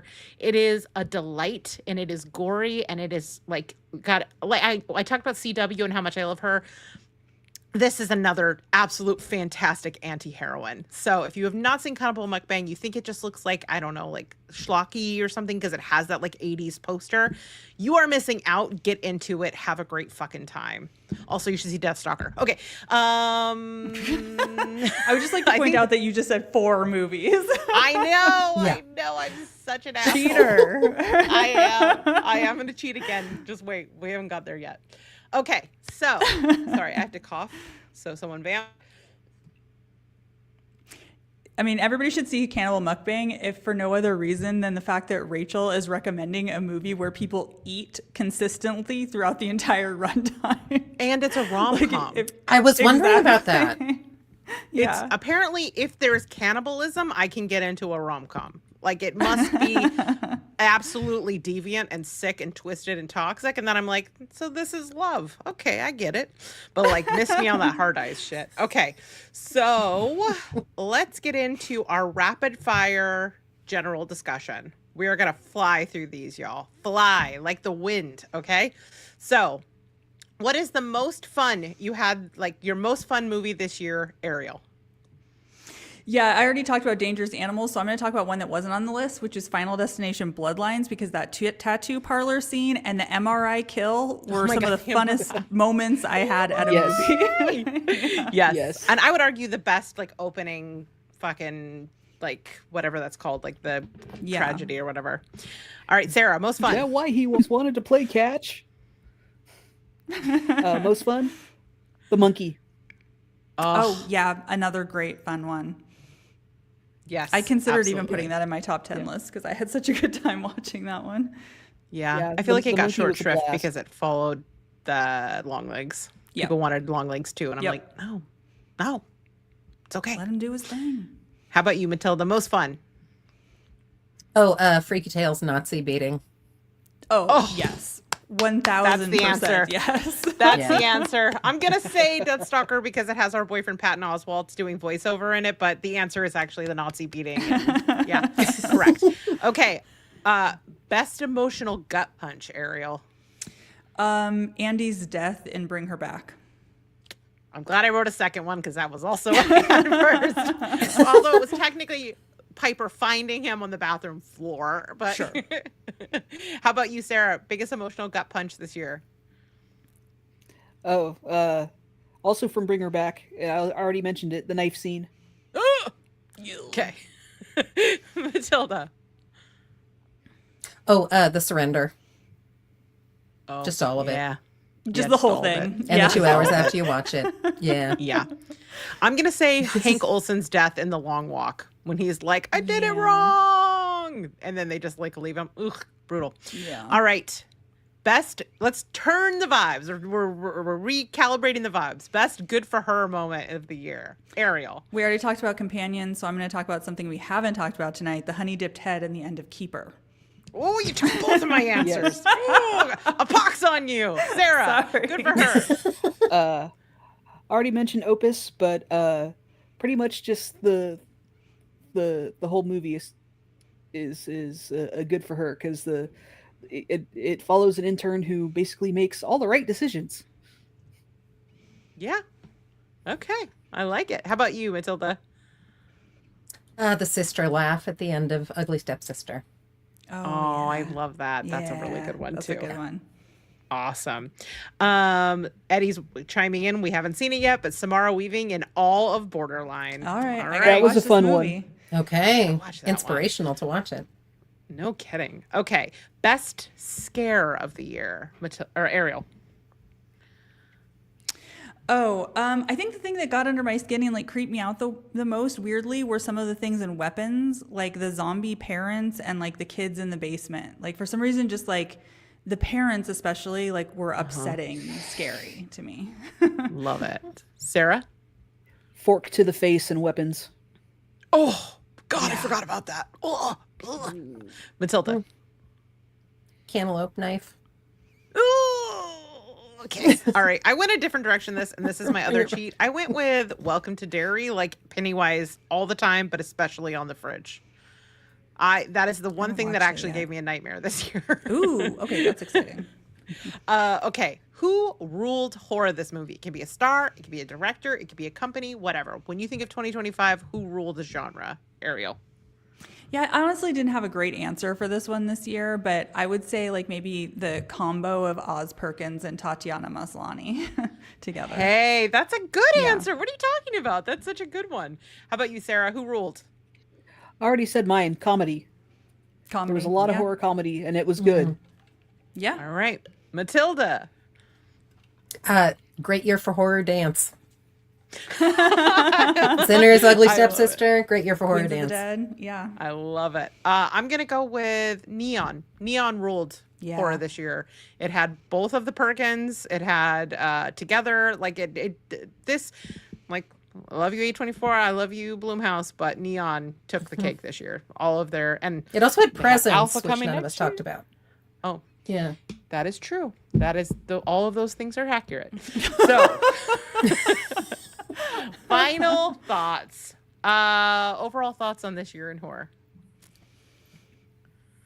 Give me a sentence, Ariel. There were some real standouts, and there were a lot of not great ones too.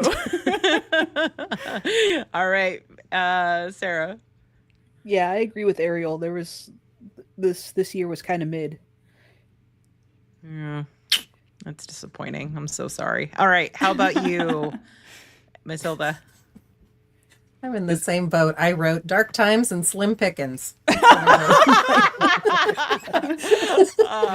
a good summation. That's perfect. I think we all are kind of on the same page, sadly. I will say, like, I felt there were fewer hidden gems. Like, I usually can find a few little weirdies at the end, and I really couldn't this year. I like to find a little last minute, hey, you got to see this. I guess Influencers is my hidden gem of the year, which is not that hidden because it's on fucking Shudder.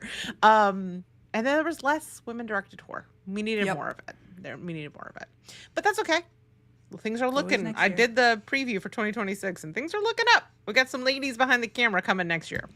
All right, so that is it for our top 10. That is not it for the show, but that is it for our top 10. Normally, this is where we cut things off and we do our extended episode, and it's, you know, but today, since this is for everybody, you get to experience the full shebang. So but we'll do our usual closeout, because when we put this out as audio, it will still be kind of the usual format. So for those of you at home, thank you so much for participating. For those of you in the audience, it has been so amazing to hear you here. Every Monday we record live. We'd love for you all to join us again. Having you here, like, it feels so like it. I don't know if you can tell how it feels for us on our end, but seeing you guys participating, hearing you guys seeing you weigh in, it means so much to us, and it's so exciting. It's energizing, and it's great to know that, you know, we're in this together. If you are enjoying the show, as always, we'd love to hear from you. You can email us at themorederadlypodcast@gmail.com. You can slide into the DMs at ZG Podcasts on all the social media platforms, and on Facebook, which I guess is a platform, but that's not the handle. Anyway, doesn't matter. If you enjoyed the show, leave us a review, rate us wherever it is that you're watching this. Let people know what we're doing here and that you're enjoying it. And if you aren't already a member of the Patreon, now is a great time to join. Like that. I mean, we're all looking for New Year's resolutions. Shouldn't it be support your favorite feminist podcast? Of course. You can do that at patreon.com/Zombie Grrlz, where you get all of these episodes live. You get them ad-free. You get bonus content. And as I said, the Zombie Grrlz have some exciting things up our sleeves in 2026. So you're going to want to join Patreon to enjoy that to the fullest. So until next time, we don't really have I guess, Ariel, what are we doing on the next episode? It's More Deadly. You know what it is. Oh, well, we're doing our top 10 Women of the Year list. So join us for that, because there are some movies that we didn't get a chance to talk about today. All right. So thank you, Matilda and Sarah. It's been so amazing to have you back on here. Any final thoughts before we go into the extended episode? No. Okay, Thanks for joining us in such a mid-year. Yeah. Perfect. Ariel, take us out. Okay. All right. Thanks, everybody, for listening. I hope you enjoyed our top 10 list. I hope you enjoyed us all reuniting as the Zombie Grrlz once again. We can't wait to do it a couple more times this coming year. And that's going to do it for us. Have a good night. Bye, everybody. Bye, everybody. But not really, because we're about to do the extended episode. Okay. All right. Is everybody good? Yep. I know we have a short time, so I don't want to. Yeah. Okay. Hello, everyone, and welcome back to the extended episode. If this was More Deadly, I'd say More Deadly After Dark. So instead, I'm going to say Zombie Grrlz After Dark, where we are going to do all the stuff that we normally don't do out in public, which is say bad things about movies, but also some good things. Don't tell me how to live. I say it in public. Well, you know what I mean. Like, we're gonna keep it we keep it a little extra 100 on the extended episode. That's true. Oh, Eddie's excited. We're going after dark. When do you form Voltron again? This is great. We got some here. This is a great idea. For those of you who are in the audience, if you have questions, burning questions, things you want to know, this is a great chance to ask us, because we're all together and we can talk about it. Mm-hmm. So should we talk about our Zombie Grrlz plans for Voltron? Sure. Okay. Sure. Do you want me to talk about it, or do one of you want to chime in? It's totally fine. No, we just have plans because we want to get together, but it's hard to do that as frequently as we used to. So we are planning to do 4 shows like this a year, where all of us are going to get back together to do a big show. And I think we're planning to do them live too, right? Oh, yeah. Yeah. I'm thinking, so our next one we're going to do, I think we're doing Midsommar, which would be like a spring, kind of like a spring kind of thing, right? I think Or is that summer? I don't know. We have somewhere there's a doc that we have, but we have a plan for basically every quarter. We're going to do something. So you'll get something. You'll get this at the beginning of the year. Then there'll be a spring thing, a summer thing. And then, of course, a spooky season thing. Yeah. So we're excited. We don't know exactly what the episodes are going to look like, but we will figure that out. yes. It is in progress. And we are locked in. And Sarah, you kind of like held our feet to the fire. You're like, the fuck is going on? And I was like, you know what? You're right. Let's get it popping. And I'm so glad that you did. Yeah, you're welcome. All right. Yeah, it's so good to see your face. I know. I missed your face. After everything settles, you should get your ass in a car and get up here. Like after the holidays, you should come up. I'm looking at the little pull-out bed where you can sleep. So you better get your butt up here. Okay. Yep. So for the extended episode, every year what we like to do, for those of you who haven't been with us for one of these, is we've just spent the last 2 hours, hour and a half, talking about all the stuff we love. But as much as we're lovers, we are also haters. So this is our chance to talk about the worst movies of the year. And because we don't want to leave on a sour note, our most anticipated for 2026. And I have a fun little thing we're going to do before we get into that, which Ariel kind of already knows because I had to ask her for something about it. So let's start things off with the worst horror movie of the year. Yeah. I know that all of us have something like burning in our bellies, something that drove us crazy this year that we thought was a hot garbo. So do you want me to go first or would someone else? You know what? Someone else go first. I've been talking a lot. Sure. Okay. Yeah, go for it, Matilda. Oh, okay. Matilda, yeah. Yeah. I love this enthusiasm. I'm burning. This is the energy Yeah, I like. let's hear Burn. it. I think you and I might have the same one. So Oh, okay. Yeah, I was trying to leave one for you because I knew you had to talk about it already, but we might have the same one, which is the Shrouds. correct. What did you think my other? Oh no. Yeah, I know. No. Yeah. It wasn't the worst movie Miss of the year. me It with was this overrated. misogynist piece of shit movie. Ooh, damn. Okay. Damn. Sarah, Ariel, have you seen this movie? No. No, because this year I was like, I usually watch at least like 60 new horror movies every year. And this time it was like a fraction of that. So I really paid attention to what you guys said you didn't like and just skipped that shit. Who knows? Maybe you would love it. I highly doubt it, though. I highly doubt it. So, yeah. Yeah, I learned that it probably is pretty hard to be married to David Cronenberg. Yikes. Yeah, it was a fall from grace and it was a bummer. Yeah, for me. I love David Yeah. Cronenberg. There are many of his films that I loved. It's so funny. I saw this at a screening with David Cronenberg in attendance. He did like a talk after it which was cool. It was cool. Like, just because I don't like one of his movies does not mean that I wasn't very, very excited to get to see him talk. But I coincidentally had just rewatched The Brood like that same week. So I watched his divorce movie and then I turned around and watched his like widower movie. Yikes. So this is his meditation on the loss of his wife's body in like following her death. He talked about this afterwards, like very movingly, and it was interesting. Did not change my opinion of the film, but he talked about how like after she died, all these people kept talking about like the loss of like the time, like their presence in a lot of different ways, but never about the physical loss of like not being able to touch the person, that like the relationship he had with her body was also something he was mourning. And that's what this movie is about. And I think it's like a valid topic and something to explore. But his meditation on the loss of his wife's body forgets that she was also a human fucking being. It is wild how he's such a clinical director. Generally, like there is part of what I love about his work is it is very clinical. It's very, what's the word I'm looking for? There's a word for it. Cerebral. Like it's very cerebral. But when you're exploring loss and grief and it equates someone to a body, when you don't have a lot of humanity in your work, it really, really fucking stands out. And it made me also realize why I like Brandon Cronenberg's movies so much more, is because there Yeah. is so much humanity, messy, fucked up humanity, but there are people in his movies. The other thing I learned is that David Cronenberg really thinks every hot lady wants to bone him. Every hot lady wants to bone him so Yeah. bad. I will say, the disability stuff, Ariel, will send you through the fucking roof.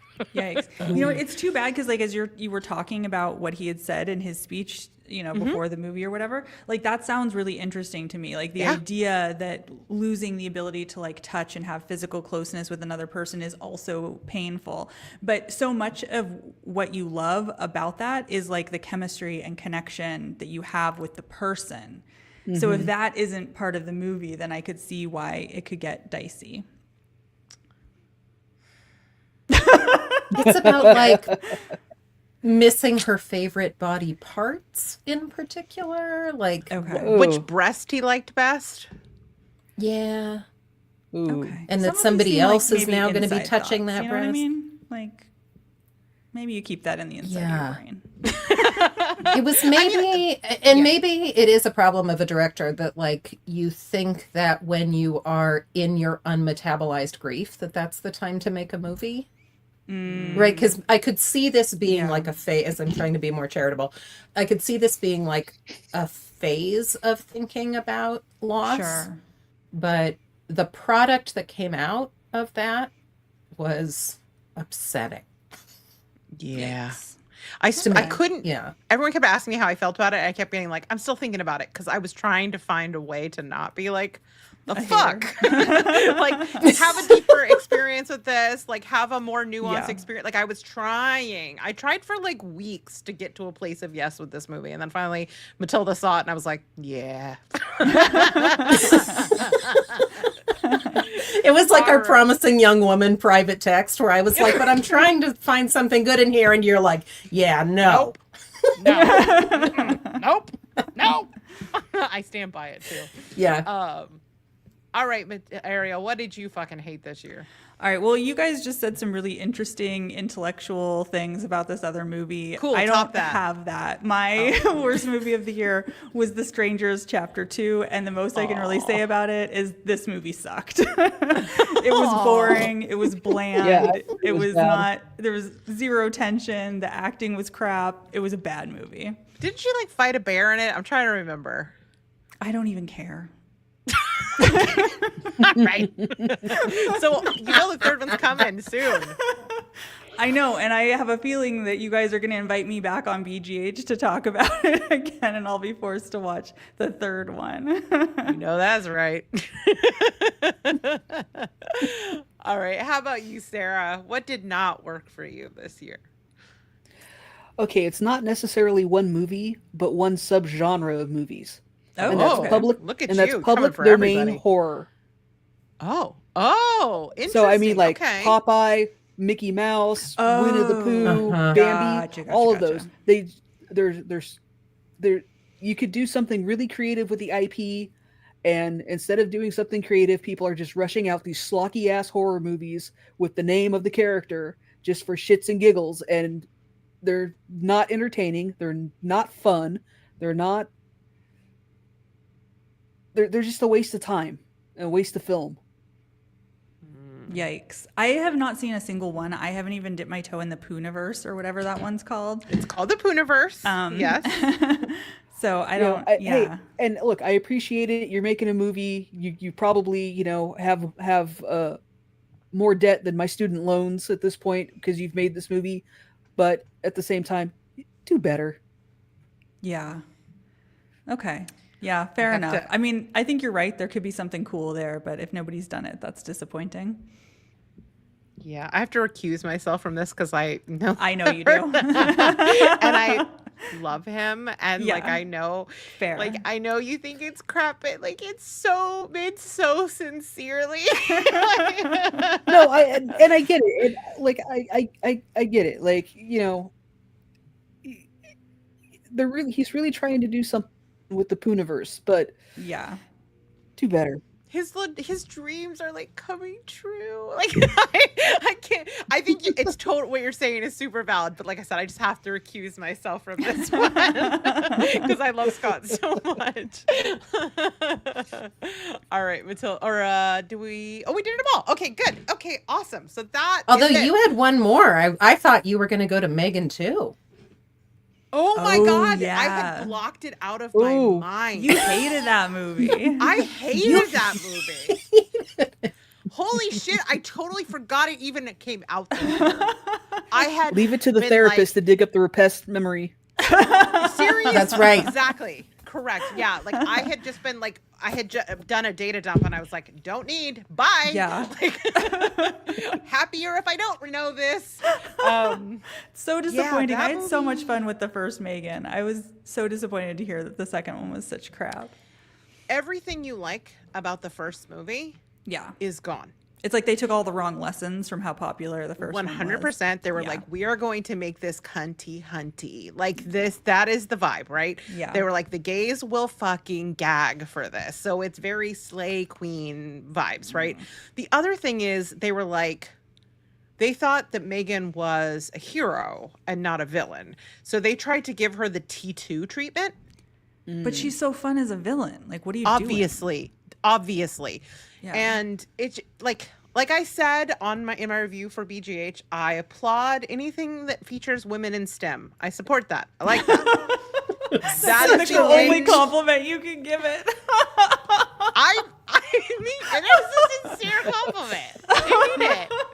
It's the only one I have for that movie because everything about the movie, aside from the fact that it features women in STEM, Wow. is shamefully bad. And I know that Akilah Cooper is better than that because she is amazing. Yeah. She's such a good writer. Like, I don't feel get like it. I blame studio notes 100% and Akilah Cooper yeah. 0. And like, Yeah. I can't She wait to see probably what she got writes next. big pushes to do certain things Oh, with yeah. it. Yeah. Yeah. I mean, Jason Blum has talked about like, I got this wrong. Like they admit that they thought they had a superhero on their hands and not recognizing Wow. what we all wanted was a more violent, meaner, nastier killer doll movie. That's what we wanted. Here's the thing that's annoying is nobody kept that a secret. Like every horror fan on the internet talked about how that's what they wanted out of the second movie. Like you didn't have to guess. We told you. Yeah, fair. Yeah, you know what? I'm mad again. Thank you. Awesome. Okay, have we purged the demons? Are we ready for some positivity? Yeah. Are we pumped? Are we excited? Are we ready to talk about the year of our Lord 2026? Okay, hold on. Realm of Darkness. Oh, I see you popped it in here. Good. The first one was horror. The second one was just action. Correct. It's it's like T2ification. It's But like not good. Yeah. It sounds like. Yes. Like Eddie says, upping the ante like Influencer did. That's exactly what we want. That's why Influencers is so successful. Yeah. It opens with someone 100%. cutting their own throat, like in front of the camera and bleeding the fuck out. I was like, when that happened Give and me it was more like of in that. a beautiful setting, I was like, Hell yeah. ASMR. Okay. So let's get into anticipation. And by the way, for those of you in the audience, if you want to tell us what your least favorite movies of the year were, we would love to hear. Like, come join us, hate with us, let the hate flow through you. Hate flow through you. Palpatine it the fuck up. As we move on to some positivity, and then same question at the end. If we want to know what your most anticipated movies are, I spent like a handful of hours, like a couple of weeks ago, starting to build our list for 2026.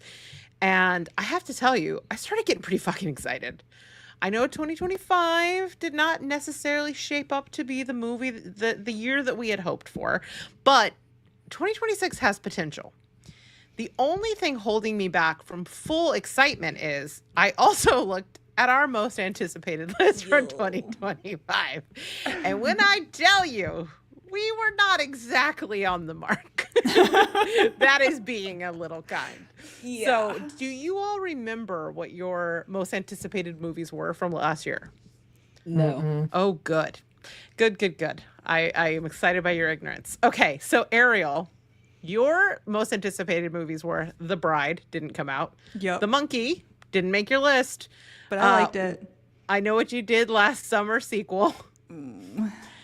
28 years Well, later, didn't make your disappointing. list. No. Fear Street Prom Queen. I didn't even watch it. Frankenstein. And I liked it, but Wolfman. not enough. And I didn't even see it. Matilda, yours was Death of a Unicorn, Frankenstein. We know how you feel about that. And Wildwood, which is not out yet. Mine was They Yeah, I'm Follow. still not excited out about yet. that one. And I think this year it's coming for sure. They Follow didn't come out. 28 years later, did not make my list. And then I wrote God Help Me, Saw 11. That's not even a thing anymore.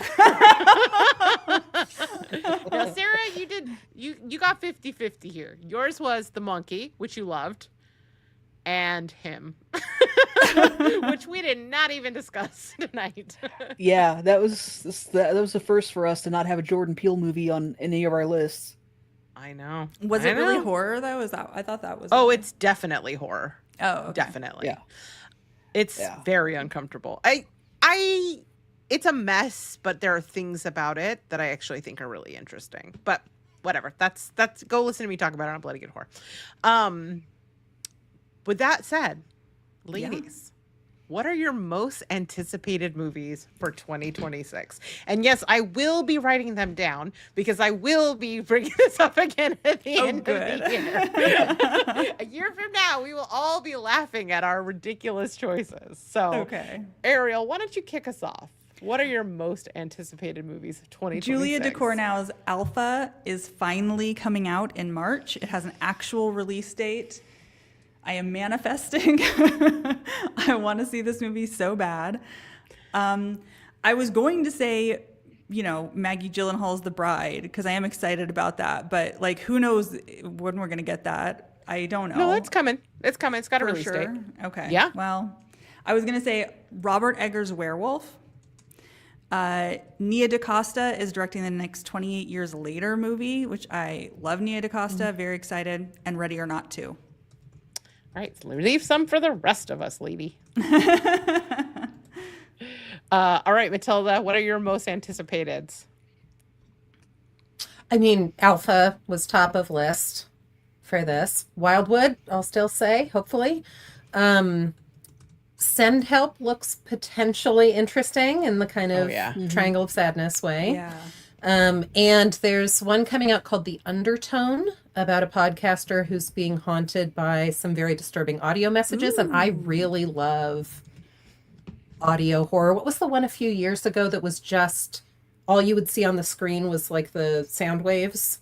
Was it And you Caller would or hear the different Caller? messages. I don't even think I Yes, on I Apple really TV loved that Plus. one. So Yeah, it was creepy. yeah. All right, I'm awesome. excited How about about that one. you? Yeah. Well, I have seen The Undertone, and it fucks. So, okay. Oh, good. you're gonna like it. So, Sarah, what is your most anticipated? Scream 7, Okay. Ready or Not 2, and The Bride. Hell yes. All right. And The Bride. All right. So we have a lot of crossover. Alpha, duh. Excited for that. I'm actually really excited for 28 Years Later, The Bone Yard or The Bone Temple. I think it's because going to be wacky. Yeah. I think it's gonna lean into the bonkersness. Every time I see the trailer, now granted, the last one had some issues and the trailer was incredible, so it could be misleading. But I love the look of this one. I actually liked how fucking weird it got at the end. Me too. I'm excited to see where this goes. So I'm gonna say 28 Years Later, The Bone Temple, Alpha, obviously. I'm also really excited. Now this is gonna be an ordeal of a movie, so we're all gonna have to hold each other through it. Okay. But I'm excited for Honey Bunch, which is the new one from Dusty Mancinelli and Madeline Sims-Hewer, who did Violation. Yeah. Their new one is coming this year. I didn't realize that was coming out this year. Hell yes. Uh-huh. Do we know what it's I'm about? also pumped for Hokum. I don't know if you guys have seen this trailer yet, but it's from Damian McCarthy, who's the guy that did Oddity and Caveat. Okay. And it has Loved Oddity. Severance guy in it. Main Severance guy. I Adam can't think of his Scott. name. Thank you. Mother of Flies, the latest from the Addams Family, is coming this year. I forgot about that. How could I forget about that? I've been watching them like all their stills and shit. I guess we know who the months real and fan months. is.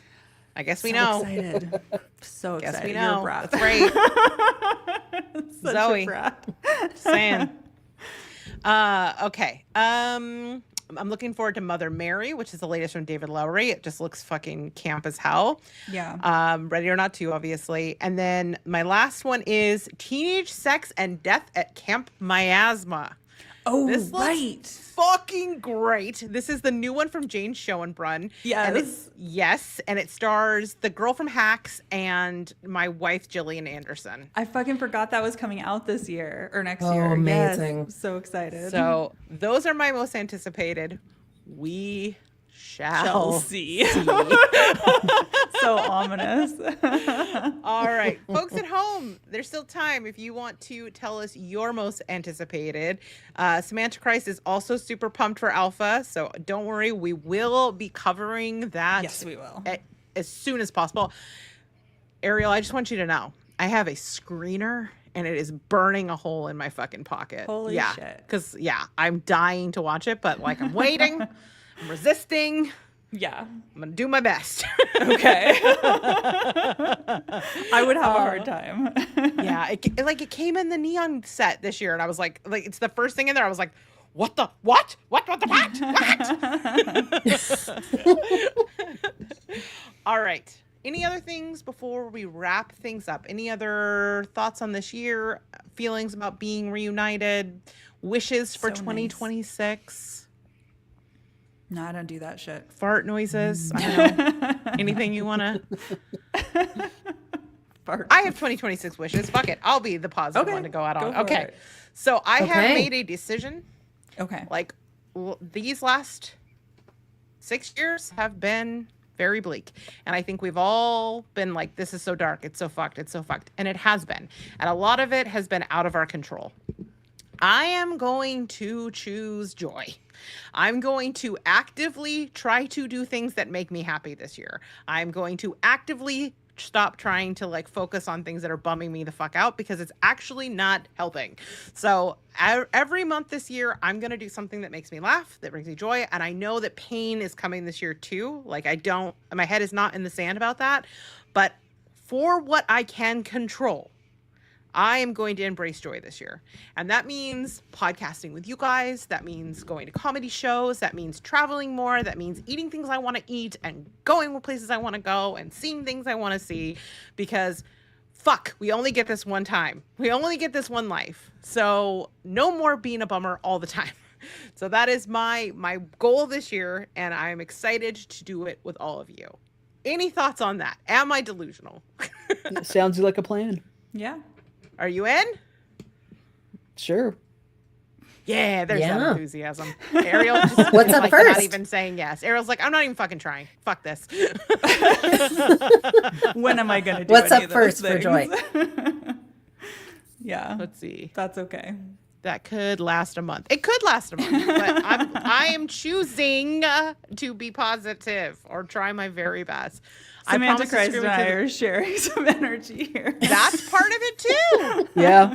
That's part Yeah. of it too. Yeah. I'm not a Pollyanna. I don't think like terrible things are gonna happen this year, but like I don't have to be negative all the time. And I'm breaking that habit this year. I'm going to find ways to find some joy because I can never get this year back. So join me. Join me. I don't know. Anyway, you guys aren't saying anything, so I'm filling space.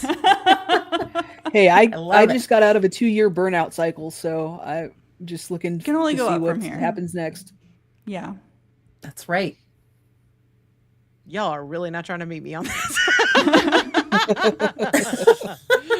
I'm thinking All about right. seals. Yeah. Okay. Yeah, there you go. All right, Ariel, take us out.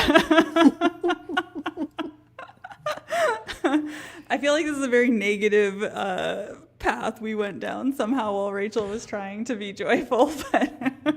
But I was expecting someone to be like, you know what? Yeah, I'm going to give it a shot. But y'all are like, ugh. it's like New Year's resolutions. I don't believe in doing them. It always feels like it curses me. So well, here's the thing. I can't control. I'm only gonna focus on the shit I can control, which is like putting things in my own path that will make me happy. I love that for you. Yeah, I think that's great. All right, everybody.